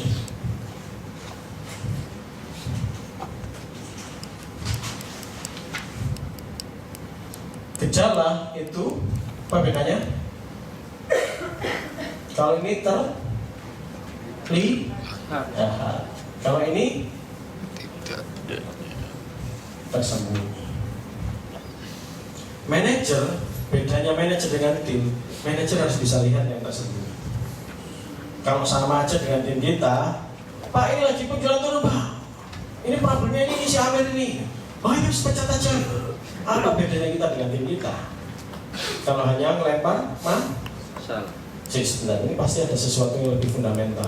Kenapa kok ini kejadiannya kok tiba-tiba sistemik ini? Mulai Januari sampai sekarang kok kayak gini? Padahal Desember nggak gini. Benar nggak? Apa yang berubah? Apakah ada orang baru? Apakah ada perubahan? Nah itu yang tidak terlihat itu adalah skill manager. Kalau sama kita ngomongin masalah, gejala, ya nggak ada bedanya Bapak Ibu kita dengan tim kita. Siap? Paham? Nah kita harus praktek Bapak Ibu supaya nanti nggak cuma remember, kita understand, sempat nabrak sana nabrak sini sehingga nanti proses ini bisa lebih baik. Supaya kita itu, walaupun saya nggak bisa menggaransi Bapak Ibu 3 hari Bapak Ibu langsung expert, tapi saya berharap Bapak Ibu setelah pulang praktek. Nah kuncinya praktek, kuncinya expert itu di prakteknya. Ya, master itu karena kita praktek. Sehingga tugas barunya kita mendefinisikan roadblock. Dari hasil resto tadi, ya, kira-kira masalahnya apa? Saran saya sebelum kita ngomongin ke akar masalah fishbone dan sebagainya, list dulu Bapak Ibu masalahnya, yang berupa weakness atau threat. Makanan hambar apa, gitu. Timnya keluar masuk, apapun, list aja dulu. Biar kita itu nggak langsung mikir 2 kali. Kalau di list itu enak kan? Nah nanti setelah di list Bapak Ibu baru ngomongin fishbone-nya. Kenapa sales turun? Dari sisi produk apa? Kan ada di sini nih. Oh makanan hambar. Kenapa makanan hambar? Oh, ini bisa jadi mungkin ke SDM nih. Paham nggak maksudnya? Kalau sudah ada ini kan jadi membantu kita untuk mendefinisikan akar masalah. Paham? Ya. Nah kalau kayak gini-gini paham itu saya yakin belum paham kalau belum praktek. Nah kita praktek Bapak Ibu. Nah balik nanti ininya flip chartnya masing-masing. Kalau ngomongin profit di sana profit, di sini profit, berarti kan akar masalahnya kenapa minus. Kalau di sini penjualan kenapa salesnya tuh list dulu yang menyebabkan masalahnya, gejala-gejalanya di list down dulu, ancaman maupun weaknessnya, baru setelah bikin akar masalahnya apa dengan fishbone. 1 menit, nah 15 menit, silakan Bapak Ibu. Karena leadernya nggak perform, mana maksudnya? Bisa jadi 4 dan 5, sehingga bisa jadi ini adalah akar masalahnya. Karena leadershipnya dia nggak perform sebagai leader, tata kelolanya nggak ada, nggak jalan, carut marut. Ini orang yang biasanya jadi kasir disuruh nata parkir, dilawannya kamu kasir ya, wah ini kamu ini lagi banyak ini problem kamu, ini tata parkir juga, tata parkir belum selesai suruh isa-isa ya loh, cuci piring isa-isa. Nah gimana kalau kita ternyata lucu ya Bapak Ibu ya, sales turun, akar masalahnya di sini. Kira-kira kalau turnover nggak diselesaikan, sales bisa naik kan? Nah, padahal turnover itu adalah dampak dari ini. Atau ini nggak usah Pak, strukturnya aja diperjelas, leadernya biar dia mimpin terus. Oke nggak kira-kira? Oke nggak? Ya nggak oke Pak. Oh dia capability leadernya nggak ada, ketertarikan ke orang nggak ada, ya kan? Kalau dia nggak dia apa kan? PHK. Kalau nggak di develop, misal gitu, ya akan terjadi terus itu turnover gitu. Atau sebaliknya, leadernya aja deh di develop, ininya nggak usah diperjelas nih. Selesai nggak turnovernya? Ya selesai. Sehingga Bapak Ibu dari segala cara kemarin tadi itu bisa jadi Pelayanan lama. ini Pelayanan sorry, lama. ini Pelayanan ini lama adalah nomor 2 ketemu di mana-mana. Coba misalnya TO. yang dari sisi place Pak, place-nya itu apa sih yang menyebabkan sales turnover? Yang bawahnya itu Fasilitas apa itu tadi? PT. Apa? Fasilitas kotor kira-kira ada problem dari ini juga nggak? Ke apa? Fungsi Nah, akhirnya balik ke sini tuh. Kalau nggak mau diapain, dicat ulang. Berapa biayanya? Apakah selesai itu? Nanti bulukan lagi 2 bulan lagi kalau ini nggak jelas. Benar nggak? Tadi sisi material ada stok kosong tadi ya. Stok kosong kira-kira apa penyebabnya? Bisa jadi nanti ujung-ujungnya kejelasan ini dan ini juga. Lawang dia ini kasir kadang suruh jadi kurir, purchase gitu. Nah, jadi bisa jadi Bapak Ibu dari sekian banyak hal corot-corot kehidupan itu, ujung-ujungnya kalau nggak akan cuma 2 ya 3 yang itu harusnya diselesaikan dan itu akan bisa permanently solve. Gampangannya gini Bapak Ibu, nanti akan kita belajar nanti pertanyaan Pak Anton, Pak gimana cara mengukurnya? Nanti kita ini sudah berhasil melakukan itu semua. Ya kalau seperti tadi teorinya, kalau akar masalah itu diadres, diperbaiki, gejala ya hilang semua Pak. Benar nggak? Kalau gejalanya nggak hilang berarti akar masalah belum ketemu. Benar nggak? Jadi kalau leadershipnya diperbaiki, kejelasan clarity-nya tentang role, indikator suksesnya diperbaiki, harusnya turnover membaik. Kalau turnover membaik, dengan tata kelola yang tadi itu, lebih konsisten nggak hambar dan layanannya? Nah kan berarti yang fundamentalnya kan sebenarnya di level ini, Bapak Ibu, akar masalahnya. Nah, sehingga sebagai manajer Bapak Ibu, saya itu sering mengencourage tim saya yang di posisi sudah di manajerial. Seringlah coret-coret. Jangan hanya dia mau Jadi itu tulisannya sales turun ya. Apa? Sales turun ya paling atas itu. Ada problem ini, aja. Ya kita diombang-ambingkan dengan problem. Step back, coret-coret. Ini ada sesuatu ini. Kenapa kok ini terjadi ini semua ini? Kita harus tahu apa yang paling tersembunyi. Sehingga dengan seperti itu, dari puluhan gejala itu biasanya ketemu hanya 2 atau 3 kan masalahnya. Pak? Nah, saya mau share contoh studi kasus tentang di klien ini Bapak Ibu. Nah, mudah-mudahan ini relate. Yang di fashion apa Pak Bibi? Industri fashion bisnis. Oh ada 3. Nah, ini kebetulan kliennya ada di enggak saya sebutkan. Nah, awal itu owner itu curhat Bapak Ibu ke saya. Mas, saya ini lagi ada masalah. Oh Mbak, Mas, keluar semua owner ya. Biasa konsultan itu katanya juga jadi tempat curhat gitu. Itu bagian dari profesi. Yang pertama apa? Kapasitas Terbatas. untuk atau terbatas, maaf. Oke. Terus lagi-lagi keluarkan apa lagi? Kemarin kita itu baru membuat sebesar 1.300 piece produk. Harganya persatuan kira-kira 120 sampai 167 ribuan lah. Bisa dihitung ini berapa? Ada yang bolong, ada yang apa ya, sudah nggak layak jual gitu. Oke, kapasitas mentok, ada problem kualitas ya kan? Apa lagi? Bukan. SDM saya absenan. Oke, SDM absenan. Karena tipikal kita yang di desa ini biasanya kalau izin sehari ternyata punya hajat seminggu nggak masuk. Duwe gawe ceritanya kalau bahasa Jawanya. Nah, itu terjadi. Nah ini kan hat-trick ya Bapak Ibu ya. Kapasitas terbatas. Terus sudah kapasitasnya terbatas dibuang lagi sekian banyak. Plus SDM-nya absen. Ini gejala atau akar masalah? Gejala.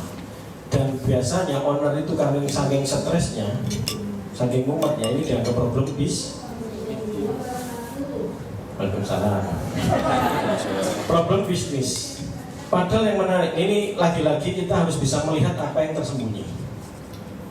Saya bedahnya berdasarkan bisnis proses. Nah, garment, fashion, apalah yang dunia itu ya, dunia fashion dan garment itu kan biasanya prosesnya kan ketika saya breakdown itu apa ya?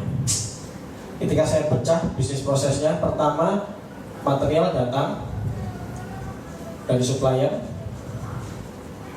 masuk ke gudang, setelah itu prosesnya dipotong. Sebelum potong kan ada pola dan sebagainya kan. Setelah potong, jahit.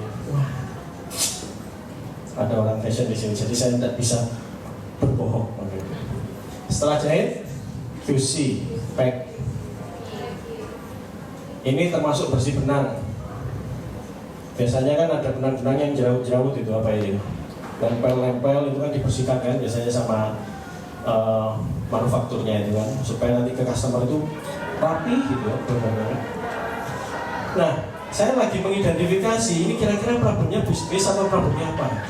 Dan saya tanyakan, problem pertama A itu terjadi di mana? Di sini enggak? Enggak sih mas, supplier saya itu kadang nunggu. Oh, berarti kapasitasnya problemnya di internal bukan di supplier. Potong mungkin? Enggak juga, motor itu malah mudah, roll-rollan kan, roll berapa langsung dipotong, jeriat gitu kan, wah jeriat. Langsung banyak piece kan outputnya kan? Oh, oke. Kapasitas bukan di material atau supply bukan dipotong. Dijahit kan? Oh iya, dijahit kayaknya. Karena ini kadang nunggu. Berarti ini di sini bukan. Berarti problemnya di problem pertama jahit. Saya tanya lagi, problem kedua. Kemarin cacat itu ternyata di proses mana? QC nemunya, tapi kalau dari proses jahit. Thank you Bapak Ibu. SDM absenan gimana ternyata? Jahit. Karena di sini padat karya. Jadi ini problem bisnis tak? Bukan, tapi problem Jahit. Karena saking pentingnya owner ini dianggap ini problemku, ini bisnis gak bisa bertumbuh mas. Wah itu kayak sudah kompleks gitu ya, seperti dunia ini sudah terbalik, mau kiamat lah, macam-macam gitu. Ya karena kita gak coret-coret aja Bapak Ibu, mengidentifikasi sebenarnya problem kita itu sebenarnya di sini. Nah itu dari mengidentifikasi problemnya. Saya verifikasi Bapak Ibu ke timnya. Apa yang menyebabkan akhirnya itu orang itu perform dan nggak perform? Saya tanya masing-masing penjahit, sudah berapa lama kerja di sini? Ada yang 3 tahun, ada yang 5 tahun, bahkan ada yang seperti 7 tahun nggak ya? 7 tahunan ada. Terus ada masalah nggak dengan cara menjahit? Pak, saya ini lahir procot langsung belajar jahit, Pak. Kok Bapak meragukan saya? Maaf. Khilaf. Siap Bu. Terus kira-kira Bu, kenapa sih kok seandainya sekarang ini kok kita rasanya hari ini tuh kok katanya banyak kita tuh kekurangan produk dan sebagainya. Nah itu yang saya bingung gitu Pak. Itu infonya itu dari mana? Kalau kurang itu kurang berapa? Ada kata kunci dari situ Bapak Ibu. Bingung. Artinya apa? Apakah di skillnya? Atau apa kalau bingung itu apa berarti? Apa? Tidak jelas. Kejelasan, clarity. Nah kalau kita itu di baju kucuk, orang nggak perform, pecat. Setelah itu kita babak belur training lagi dari awal. Padahal itu bukan menulis hanya SDM. Apa yang saya lakukan? Berarti kan sebenarnya mereka itu punya ownership kan. Saya juga pengen Pak Egi, dia ngomong, saya ini juga pengen Pak Egi berkontribusi. Sebenarnya maunya apa perusahaan ini supaya saya itu paham. Gitu. Saya di sini banyak bingungnya. Kalau Pak Egi menanyakan skill saya lahir langsung jahit Pak. Masa masih dipertanyakan skill saya? Nah apa yang saya lakukan dengan seperti itu Bapak Ibu? Saya bangun ownership-nya. Ada 21 penjahit waktu itu. Saya pecah menjadi 3. Ada tim berkah bersama, tim sejahtera atau apalah, katakan sejahtera bersama apa, kurus bersama lah misalnya ya. Saya lupa. Berarti di sini ada 7 penjahit, benar? Saya suruh kasih nama supaya mereka merasa punya identitas. Bahagia bersama berarti kan dia pengen tim ini kan, ayo bahagia bareng-bareng. Berkah bersama itu kan identitasnya dia. Karena bangun ownership itu menarik Bapak Ibu, kadang ada rasional, ada emosionalnya. Nah, setelah itu saya minta mereka masing-masing tim ini nunjuk leadernya siapa. Nah ini ada fenomena menarik. Karena saya waktu itu juga nggak sempat assess dan sebagainya nih kan. Ini lagi dikejar-kejar market ini. Menunggu assessment kan Mbak Dian butuh waktu untuk memotret orangnya dan sebagainya. Shortcut aja. Masing-masing tim tunjuk leadermu siapa. Dan itu menarik Bapak Ibu. Kalau tim ini memilih leader itu bukan untuk korban, kan ada yang milih sebagai korban kan? Tumbal. Tapi dia milih karena dia orang yang dianggap bisa memimpin timnya. Itu namanya informal leader. Informal leader itu Bapak Ibu dengan cara yang benar, berarti dia punya capability yang mungkin kita nggak pernah anggap. Ternyata faktanya dia di-respect sama timnya yang lain. Problema kita sudah cenayangnya kita nggak jitu-jitu banget, fine feeling, naruh jadi leader, nggak di-respect lagi sama timnya semuanya. Akhirnya kita jadi mediator. Pak ini leadernya gini-gini, leadernya pusing, sini ngumpul. Apa sih problemnya? Masa kita jadi mediator terus? Benar nggak? Nah menariknya mereka milih informal leadernya siapa. Setelah itu saya bikin papan tulis yang setiap orang, setiap tim bisa melihat ini real time. Yang saya tulis apa? Output cacat. Senin berapa, Selasa berapa, Rabu berapa, Kamis berapa, Jumat berapa, Sabtu, Minggu dia libur. Setiap hari masing-masing itu tahu progres timnya dan progres tetangga sebelahnya. Tahu apa yang terjadi Bapak Ibu? 3 bulan naik kapasitas 3 kali lipat. Nah kok gitu, kok nyalakan SDM? Mereka itu orang-orang yang bagus dan langsung connect kalau dibuat kayak gini. 3 bulan Pak, naik 3 kali lipat.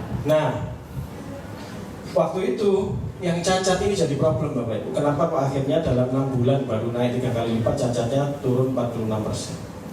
Karena nggak punya katalog cacat. Cacat itu asik di otaknya owner. Padahal begitu dituangkan di dokumen ada 38 jenis cacat Pak. Gimana nggak cacatinya? 30 itu ada di kepalanya owner semua. Ini nggak benar, ini nggak benar gitu. Itu untungnya mereka ada yang kerja sampai 7 tahun Pak. Bisa jadi itu kalau yang gennya yang menarik harapan dewe Pak. Iya nggak Pak Ibu? Saya buat ini katalog cacat. Oh ini yang dikatakan cacat, ini berarti minor, ini major. Buat katalog cacatnya. Jadi standar melakukan cek itu nggak berdasarkan subjektif, terukur. Nah itulah dengan cara seperti ini Pak Bu yang di slide pertama itu. Akhirnya dalam 6 bulan kapasitas naik 3 kali lipat. Cacatnya turun berapa? Masih ingat? 46%. turun. Nah coba kalau seandainya ada problem terus kemudian penjaga dipecati semua, malah geger. Oh itu sampai berapa lama itu untuk membangun kapasitas, saya nggak paham gitu. Benar nggak Bapak Ibu? Nah berarti dengan cara seperti ini solve nggak ini? Solve nggak ini? Yang ini? Solve. Yang dulunya kalau ada absen, ownernya yang musim buat cambuk yang sepanjang-panjangnya itu. Kalau sekarang timnya yang, waduh, kadang curhat gitu, Pak, tolong Pak, yang ini dipecat aja Pak. Ini menghambat aja loh Pak, kayak gitu loh Pak. Timnya yang malah justru itu mengusulkan. Nah ini gimana Pak, kita kerja kalau kepala di kaki, kaki di kepala, dia enak aja kerja.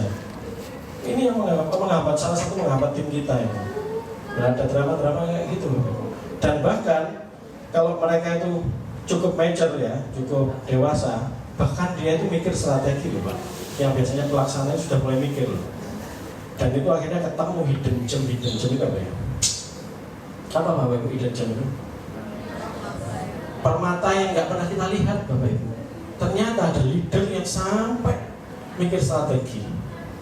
Ditelusuri ternyata dia punya pengalaman mandor sebelumnya. Planningnya jalan Pak. Oh guys, ini jam 2 kalau seandainya target nggak tercapai kita harus makan ini. Wow. Dan itu nggak pernah dilihat sama ownernya. Muncul ke permukaan. Nah, akhirnya hampir besok izin ini potensi duit gawe ini. Tapi kita harus ngapain ini? Yang panik siapa? Timnya. Nah, itulah Bapak Ibu bagaimana kita bisa mengidentifikasi problem sampai ketemu nanti kira-kira itu apa yang perlu kita lakukan. Gak cuma gejala langsung kita hajar gitu. Dengan cara seperti ini Bapak Ibu, kalau nggak salah sekarang saya tuh waktu ketemu pertama itu meeting kita itu di rumah waktu. Sekarang pabriknya 2. Salah satu pabriknya lantai 2 itu sudah office. Nah office-nya itu diisi 3 manajer yang tadi itu ladies yang sungkanan tadi itu. Dan sekarang bisnisnya naik 3 sampai 4-5 kali lipat. Nah, jadi insight-nya Bapak Ibu jangan menyalahkan langsung SDM. Nah kita ini peran sebagai manajer itu yang harus bisa mengidentifikasi apa yang harusnya kita bantu juga untuk tim kita. Nah karena itu yang membedakan kita dengan tim kita. Nah ini menariknya Bapak Ibu. Kalau Bapak Ibu nanti konekkan dengan learning journey-nya yang kemarin itu tentang apa? Kemarin. Pertama itu learning itu dimulai dari apa? Needs. Ini saya memperbesar needs Bapak Ibu. Kenapa? Orang Indonesia itu iri, kepo, julid, gampang panas kalau ada tetangganya punya Alphard. Hanya dibuat visualisasi sederhana ini tuh fit dengan kondisi budaya kita. Ini yang gede. Ini guys, kita ini kalah sama berkah bersama ini. Apa juga isi gitu. Nah ini yang menarik Bapak Ibu, yang berkah bersama itu 3 bulan dia leading terus. Tapi setelah itu fenomenanya 6 bulan permainan sudah tidak lagi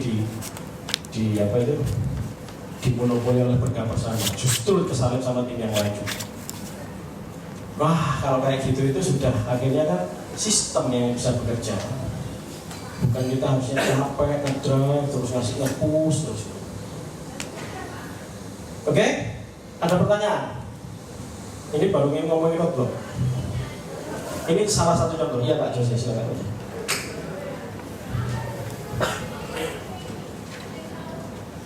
Iya. Tapi ini valid ya Bapak Ibu ya? Iri, kepo, julid dan yang lain-lain ini ya? Ya Pak. Iya. Pertanyaan saya ini masih berkaitan dengan roadblock Pak. Bagaimana misalkan pada realisasinya saat ini kami punya pada perusahaan itu ada leader. Ya. Tapi tadi kan Bapak jelasin ada pelatihan dan lain seperti itu ya. Sedangkan UMKM ini kan harus selalu berjalan. Jadi Ya. apakah lebih baik kita meng-hire orang yang sudah jadi leader, ataukah memang kita lebih baik melatih orang untuk menjadi seorang leader gitu loh Pak? Karena di satu sisi bisnis juga harus terus berjalan. Kalau nunggu orang dilatih dulu kan butuh waktu ya Pak ya. Ya. Tapi di satu sisi juga kita juga butuh melaksanakan yang barusan ini berjalan secara Ya. Terima kasih. Itu good question Pak Jose, dan saya to be honest, welcome to the club di bisnis UKM. Saya melihat itu bisnis UKM itu ada 3 jebakan utama. Ketika kita bisnis itu masih di level mikro, problemnya kita apa Bapak Ibu? Sales. Nah, kecil masih sales, sepakat nggak? Tapi masih bisa dihandle sama owner ini, sepakat? Tapi begitu mulai menengah, yang omsetnya misalnya kalau ngomongin manufaktur itu di atas 800 juta per bulan, berapa timnya sudah? Sehingga apakah masalahnya akan sama? Nah di sini biasanya dituntut manajemennya, manajerial itu bagaimana tata kelola, membuat hal yang kompleks akhirnya jadi lebih sederhana, problem solving dan lain-lain, bangun tim. Ini kan problemnya. Nah jebakan kita itu selalu mulai muter-muter gini nih, mau ke sini, salesnya ready, operationnya berantakan. Benar tak? Begitu kita mundur, operationnya dibenerin, salesnya lagi beku. Jadi kayak lingkaran setan dia kayak pelembungan kayak balon, genjat sini ini sana, genjat sini sana, terus itu. Ya memang itulah fenomena kita yang harus kita lewati Pak Jose. Dan di sini biasanya mentok problemnya di tata kelola dan leadership. Apakah saya mengalami itu? Mengalami Pak, dari sini sampai ke sini. Itulah kenapa ketika bakery itu naik sudah mulai 3 kali lipat, itu saya undang semua ini tim saya yang ring 1 saya itu, langsung saya cekoki tentang managerial dan leadership. Karena saya tahu cepat atau lambat kita akan berhadapan dengan ini nih. Nah, memang kenyataannya seperti itu Bapak Ibu. Kalau kita nggak tuntas di sini, ini nggak akan naik kelas kita untuk menuju ke corporate. Karena tadi itu kita stuck itu karena sini sana, kerja sini kerja sana. Nah biasanya kalau ngomongin tentang people ada 2 hal problemnya, managerial leadership dan skill duplikasi. Dan ini yang lagi kita hadapi, gimana kita ini bergerak bisnis kita ini dari menengah ke corporate. Saya lagi fokus ke tim saya mendevelop leadershipnya mereka. Kalau enggak, lu lagi naik-naiknya bedol desa langsung kan. Untuk dapat market juga setengah mati, dapat market readiness operation kita berat gitu. Nah sekarang tim ini lagi kita connect nih HCC dan yang lain-lain, gimana caranya memikirkan talent readiness. Saat kita skill up, kita punya manajer-manajer yang sudah siap bisa.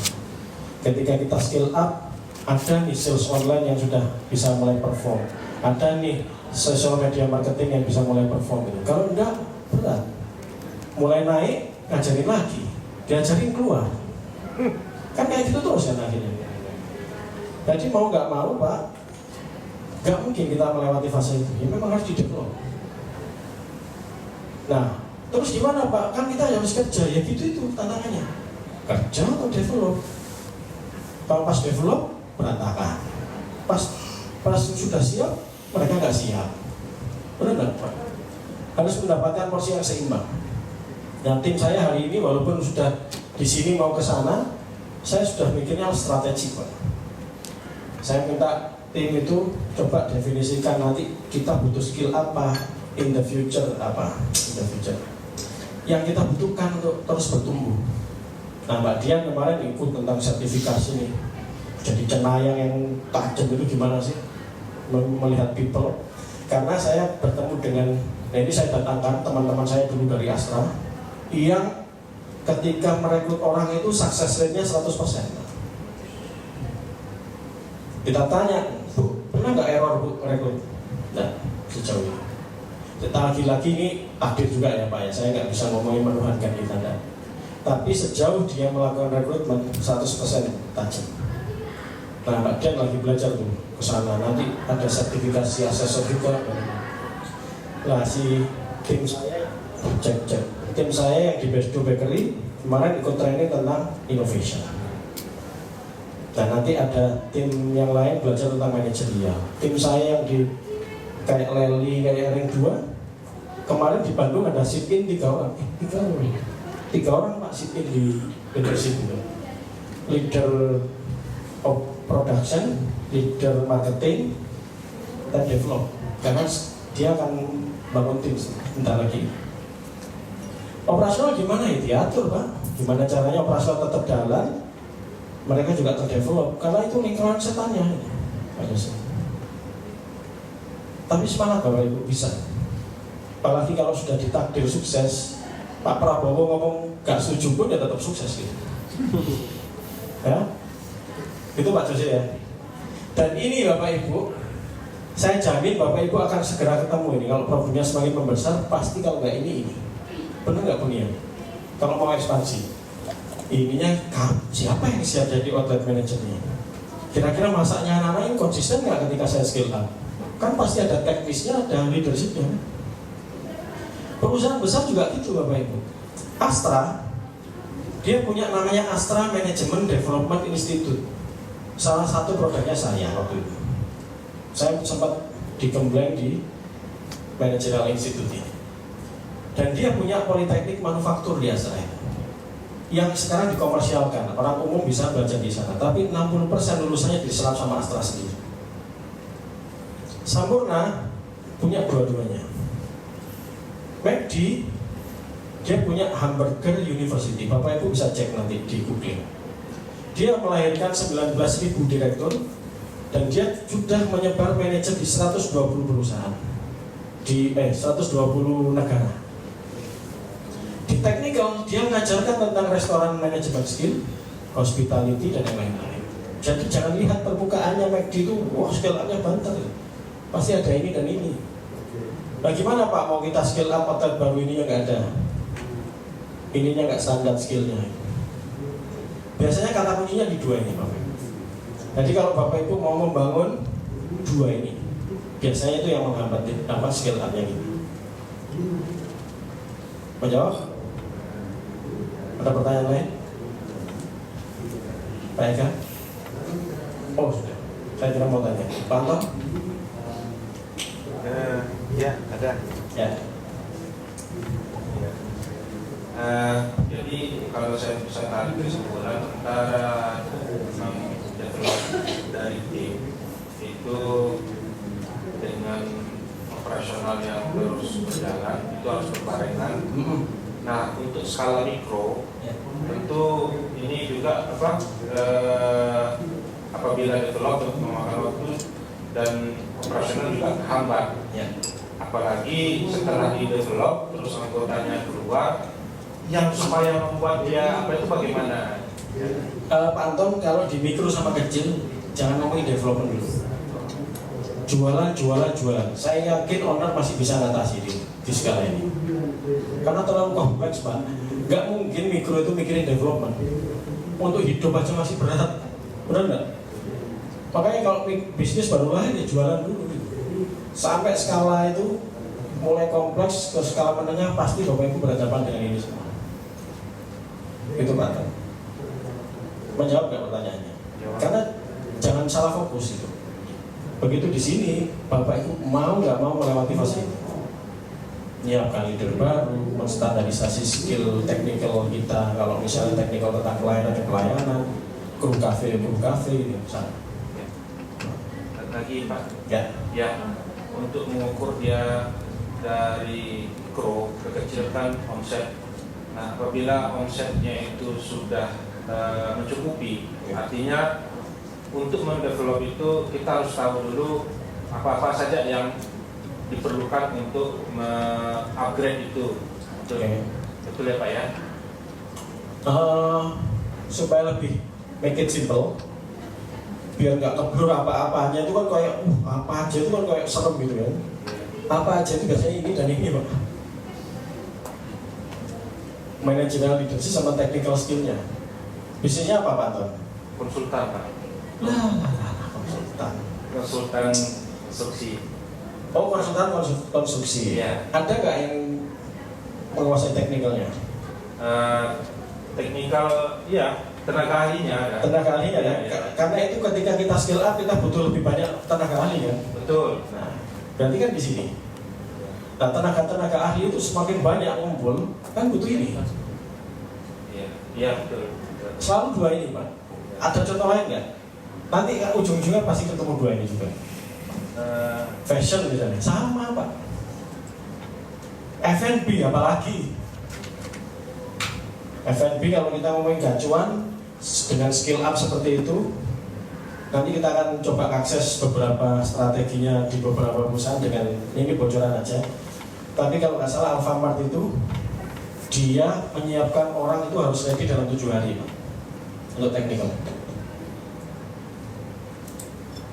Dia tahu knowledge-nya, pengetahuan apa, skill-nya itu apa, itu hanya dalam 7 hari. Kalau nggak gitu berat Pak skill up ini. Kemudian yang saya agak lupa itu gacuan atau Alfamart yang 1000 gerai per 100 gerai per apa itu per tahun atau apa. Nah ini berarti kan kalau nggak ini loh sama retail, F&B gitu. Dua ininya akar masalahnya. Saya tidak bermaksud untuk mengarahkan ke sekolah HRD Pak, itu lebih kompleks. Tapi kalau ngomong ujungnya di sini Pak. Ada lagi? Pak Uus? Oh, Pak Mas.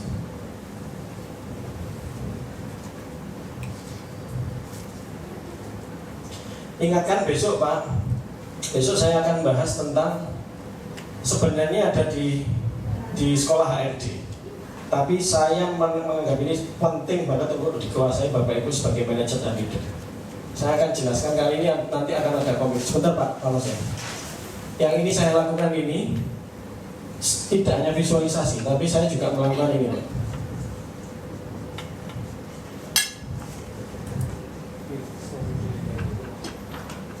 Besok saya akan share.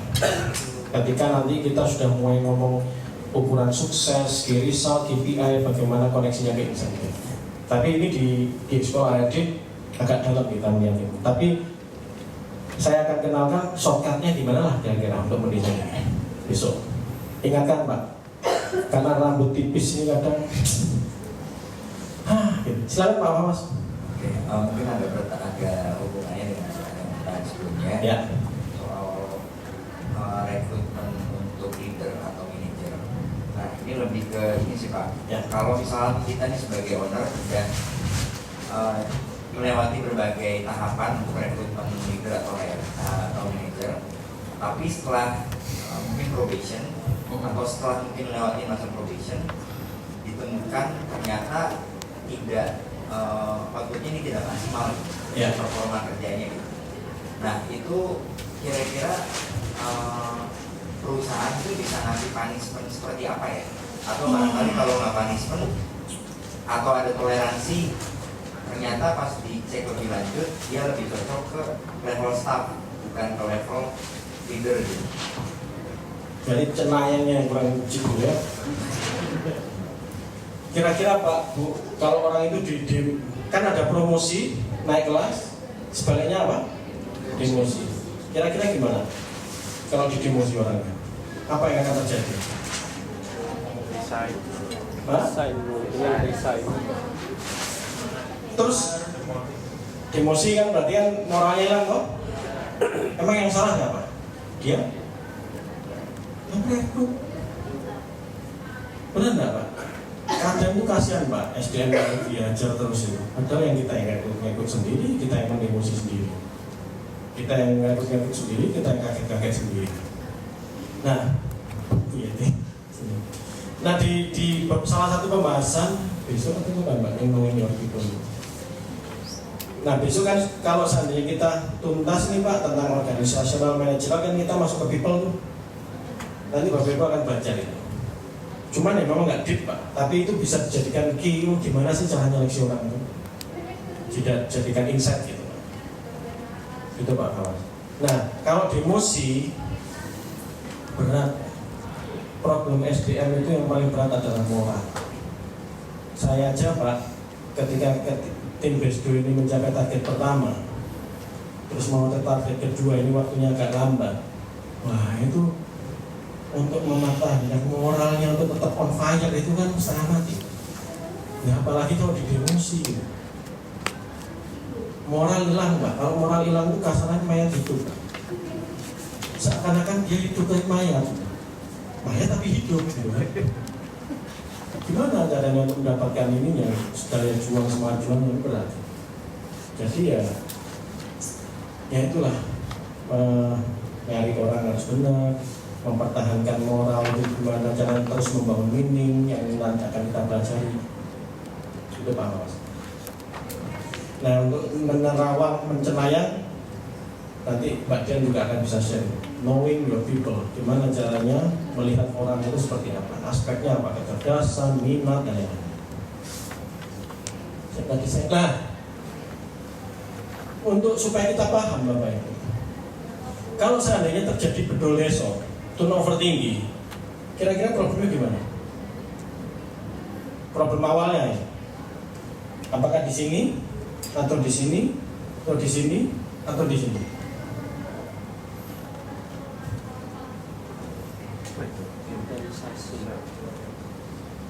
Di tim leadershipnya, self leadershipnya, di manajerial, atau sampai ke bisnis leadershipnya yang membuat turnover tinggi. Manajerial.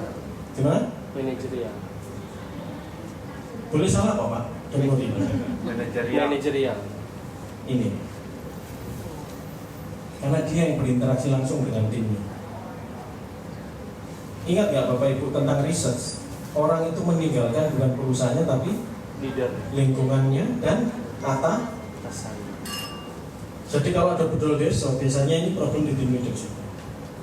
Bagaimana menciptakan environment yang sportif, bagaimana membersamai tim dan yang lain-lain. Benar nggak? Kalau bisnis nggak perform, gimana? Ngomongin kinerja ini. Gimana? Kira-kira pertamanya.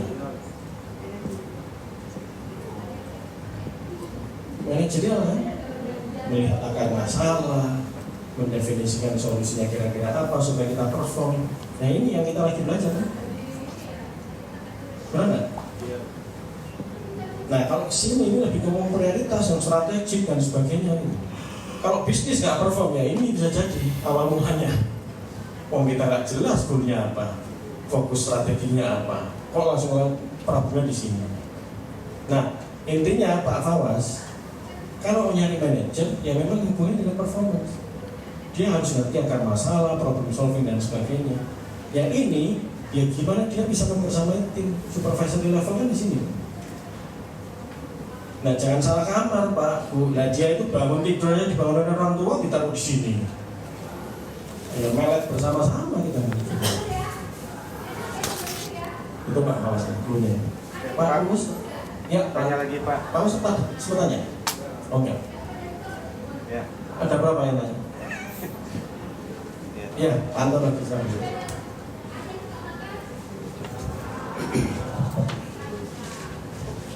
Ya, jika antara tim leader sama ownernya ini boleh dibilang Bapak Ibu waktunya agak offset sebentar ya, nggak apa-apa ya, lanjut Pak.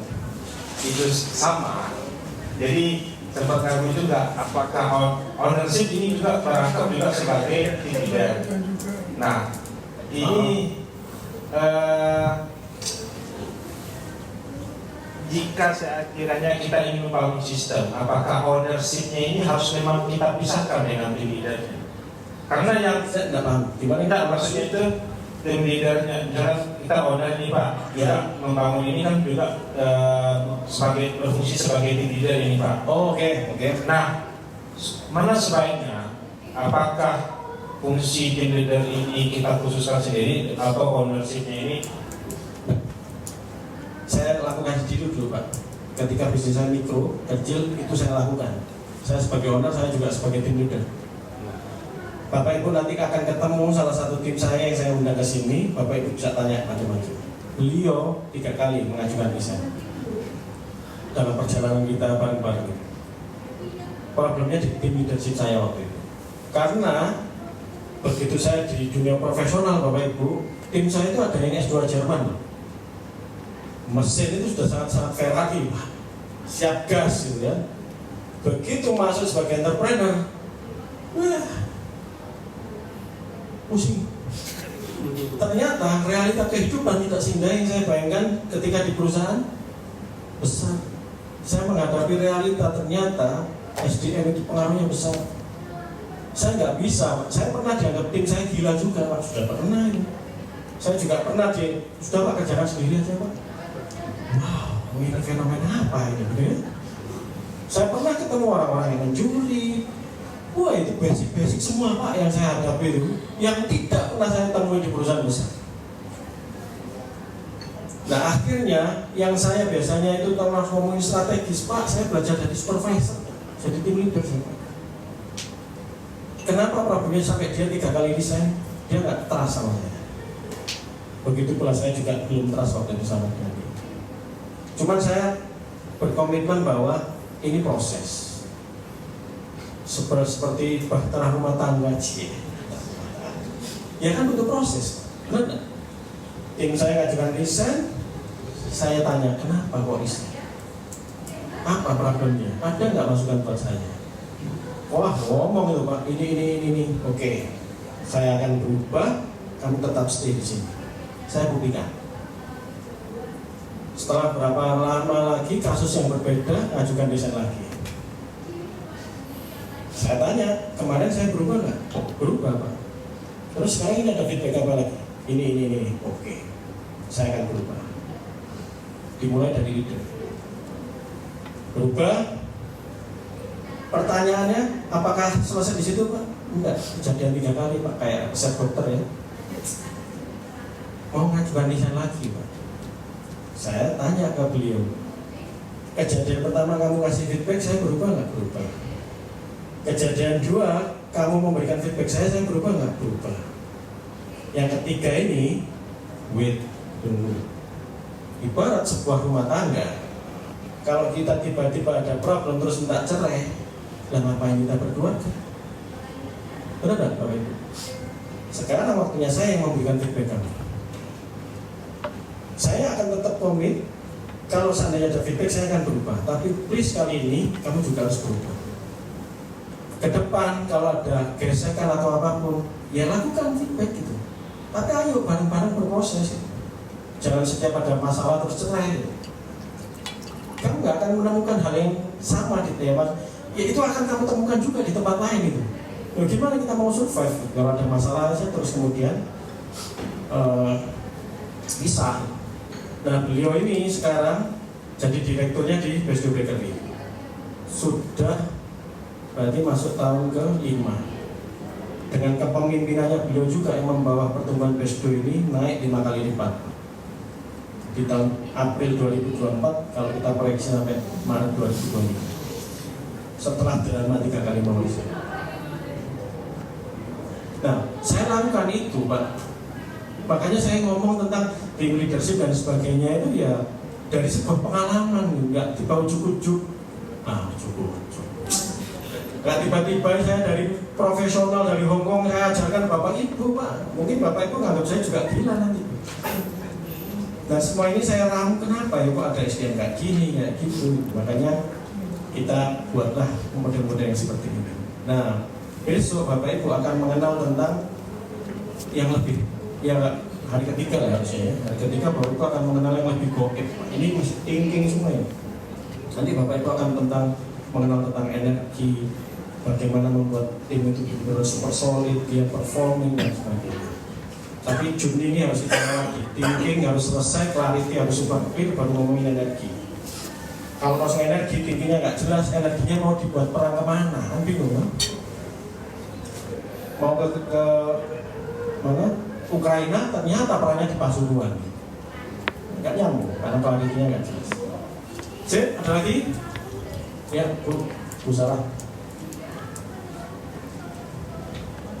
Ya, langsung boleh.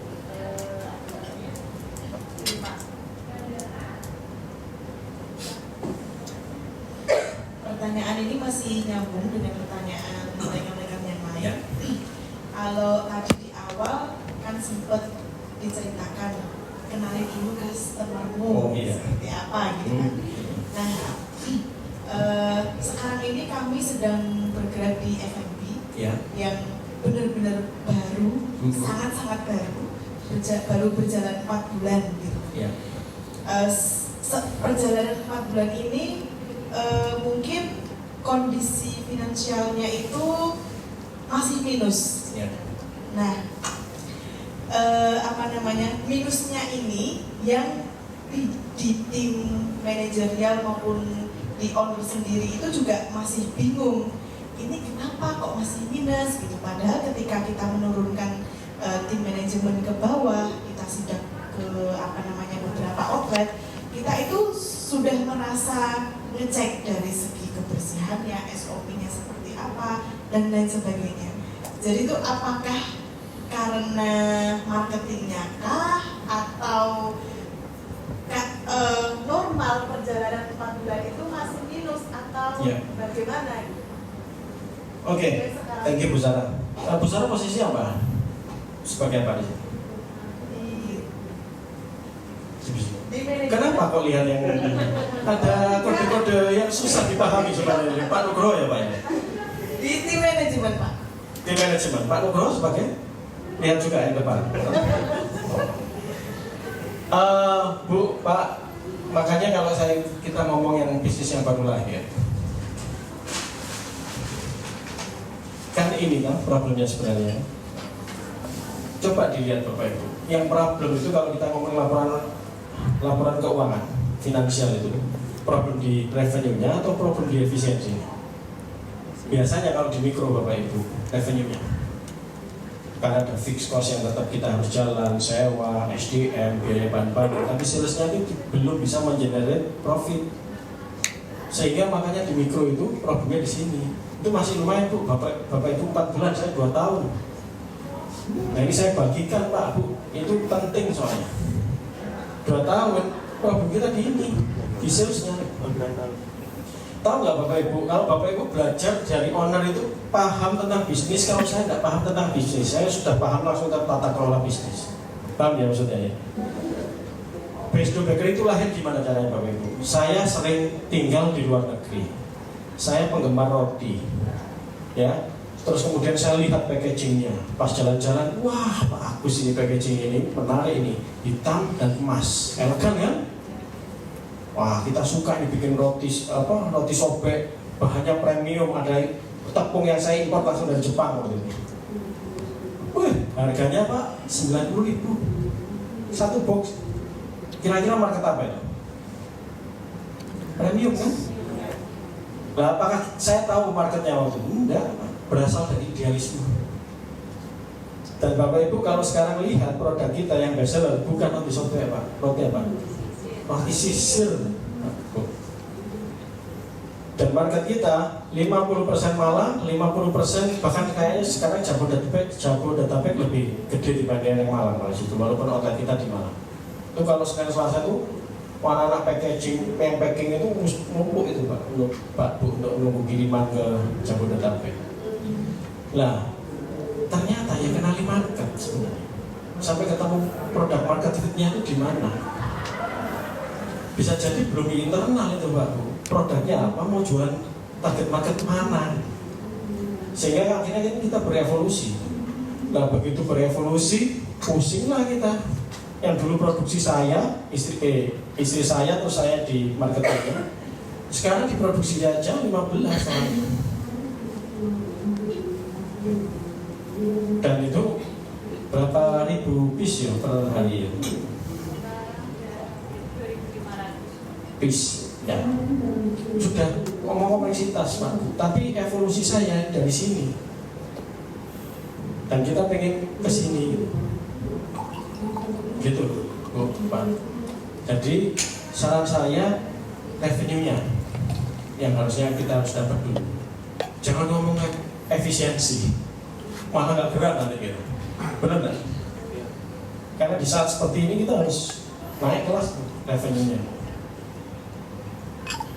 Itu usaha. Siapa? Ada lagi Bapak Ibu pertanyaan?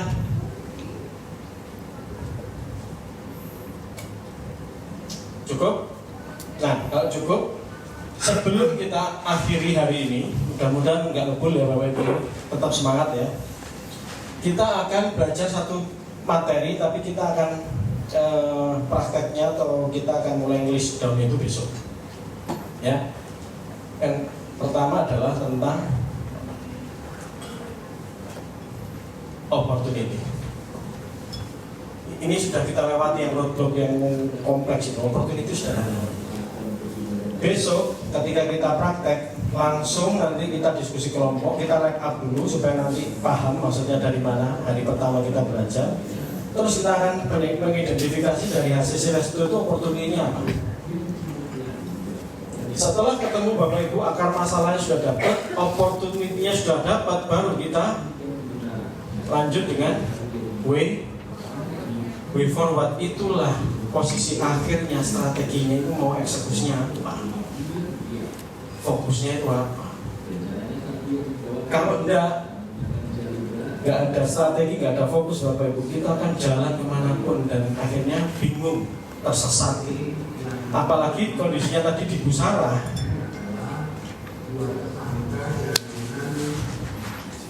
Dengan kondisi kayak gini, bisnis jalan 4 bulan minus. Kalau kita nggak menentukan fokus, apa dampaknya kira-kira Bapak Ibu? Di posisi kayak gini Bapak Ibu, mohon maaf ya batin ini ya, kita mikirnya harus ratusan kali lebih serius dibandingkan bisnis yang sehat. Karena setiap nafas, setiap fokus itu harus menghasilkan dampak supaya nadi itu bisa mulai berdenyut lagi. Nah berdenyutnya kapan ya? Ketika memang finansial kita bisa membaik. Nah kalau saya dulu 2 tahun untungnya masih punya tabungan, mulai tergerus sedikit-sedikit, itu sudah mulai survival mode saya itu sudah mulai kayak ada apinya ini. Kayak saya sampai sholat tahajud sambil nangis itu. Nah ini gimana ini? Pengennya malah untuk hidup, untuk keluarga saya, malah tim saya tambah banyak itu. Yang mereka juga masih menggantungkan di bisnis ini gitu. Nah saya mikirnya berkali-kali itu, kalau gini-gini terus ini nanti kapal yang tenggelam. Sehingga di posisi kayak gini Bapak Ibu, fokus atau strategi itu harus sangat super clear. Apa dulu, tuntas, move yang lain. Jangan nembak sana sini terus akhirnya kita habis energi, habis peluru, terus bingung-bingung sendiri, dan ini belum waktu. Benar nggak? Apakah opportunity-nya yang akan kita kejar dulu supaya kita lebih cepat bertumbuh, atau akar masalahnya yang mau itu strategi menentukan fokus. Nah nanti mudah-mudahan ada 2 janji jadinya saya. Nanti dari ini semua Bapak Ibu kita akan praktek juga menggunakan ChatGPT. Nanti setelah kita paham ini semua, kalau nggak paham mau di ChatGPT apa yang ditanyakan kan bingung juga. Supaya nanti Bapak Ibu bisa mendefinisikan strategi jauh lebih tajam. Saya juga melakukan itu soalnya. Oke? Sip, pertanyaan? Cukup? Wah, kayaknya sudah mulai untuk kopi-kopi. Kopi masih. Oke, kalau sudah, kita akhiri dulu hari ini. Bapak Ibu, kita setengah jam offset. Besok please lebih fresh.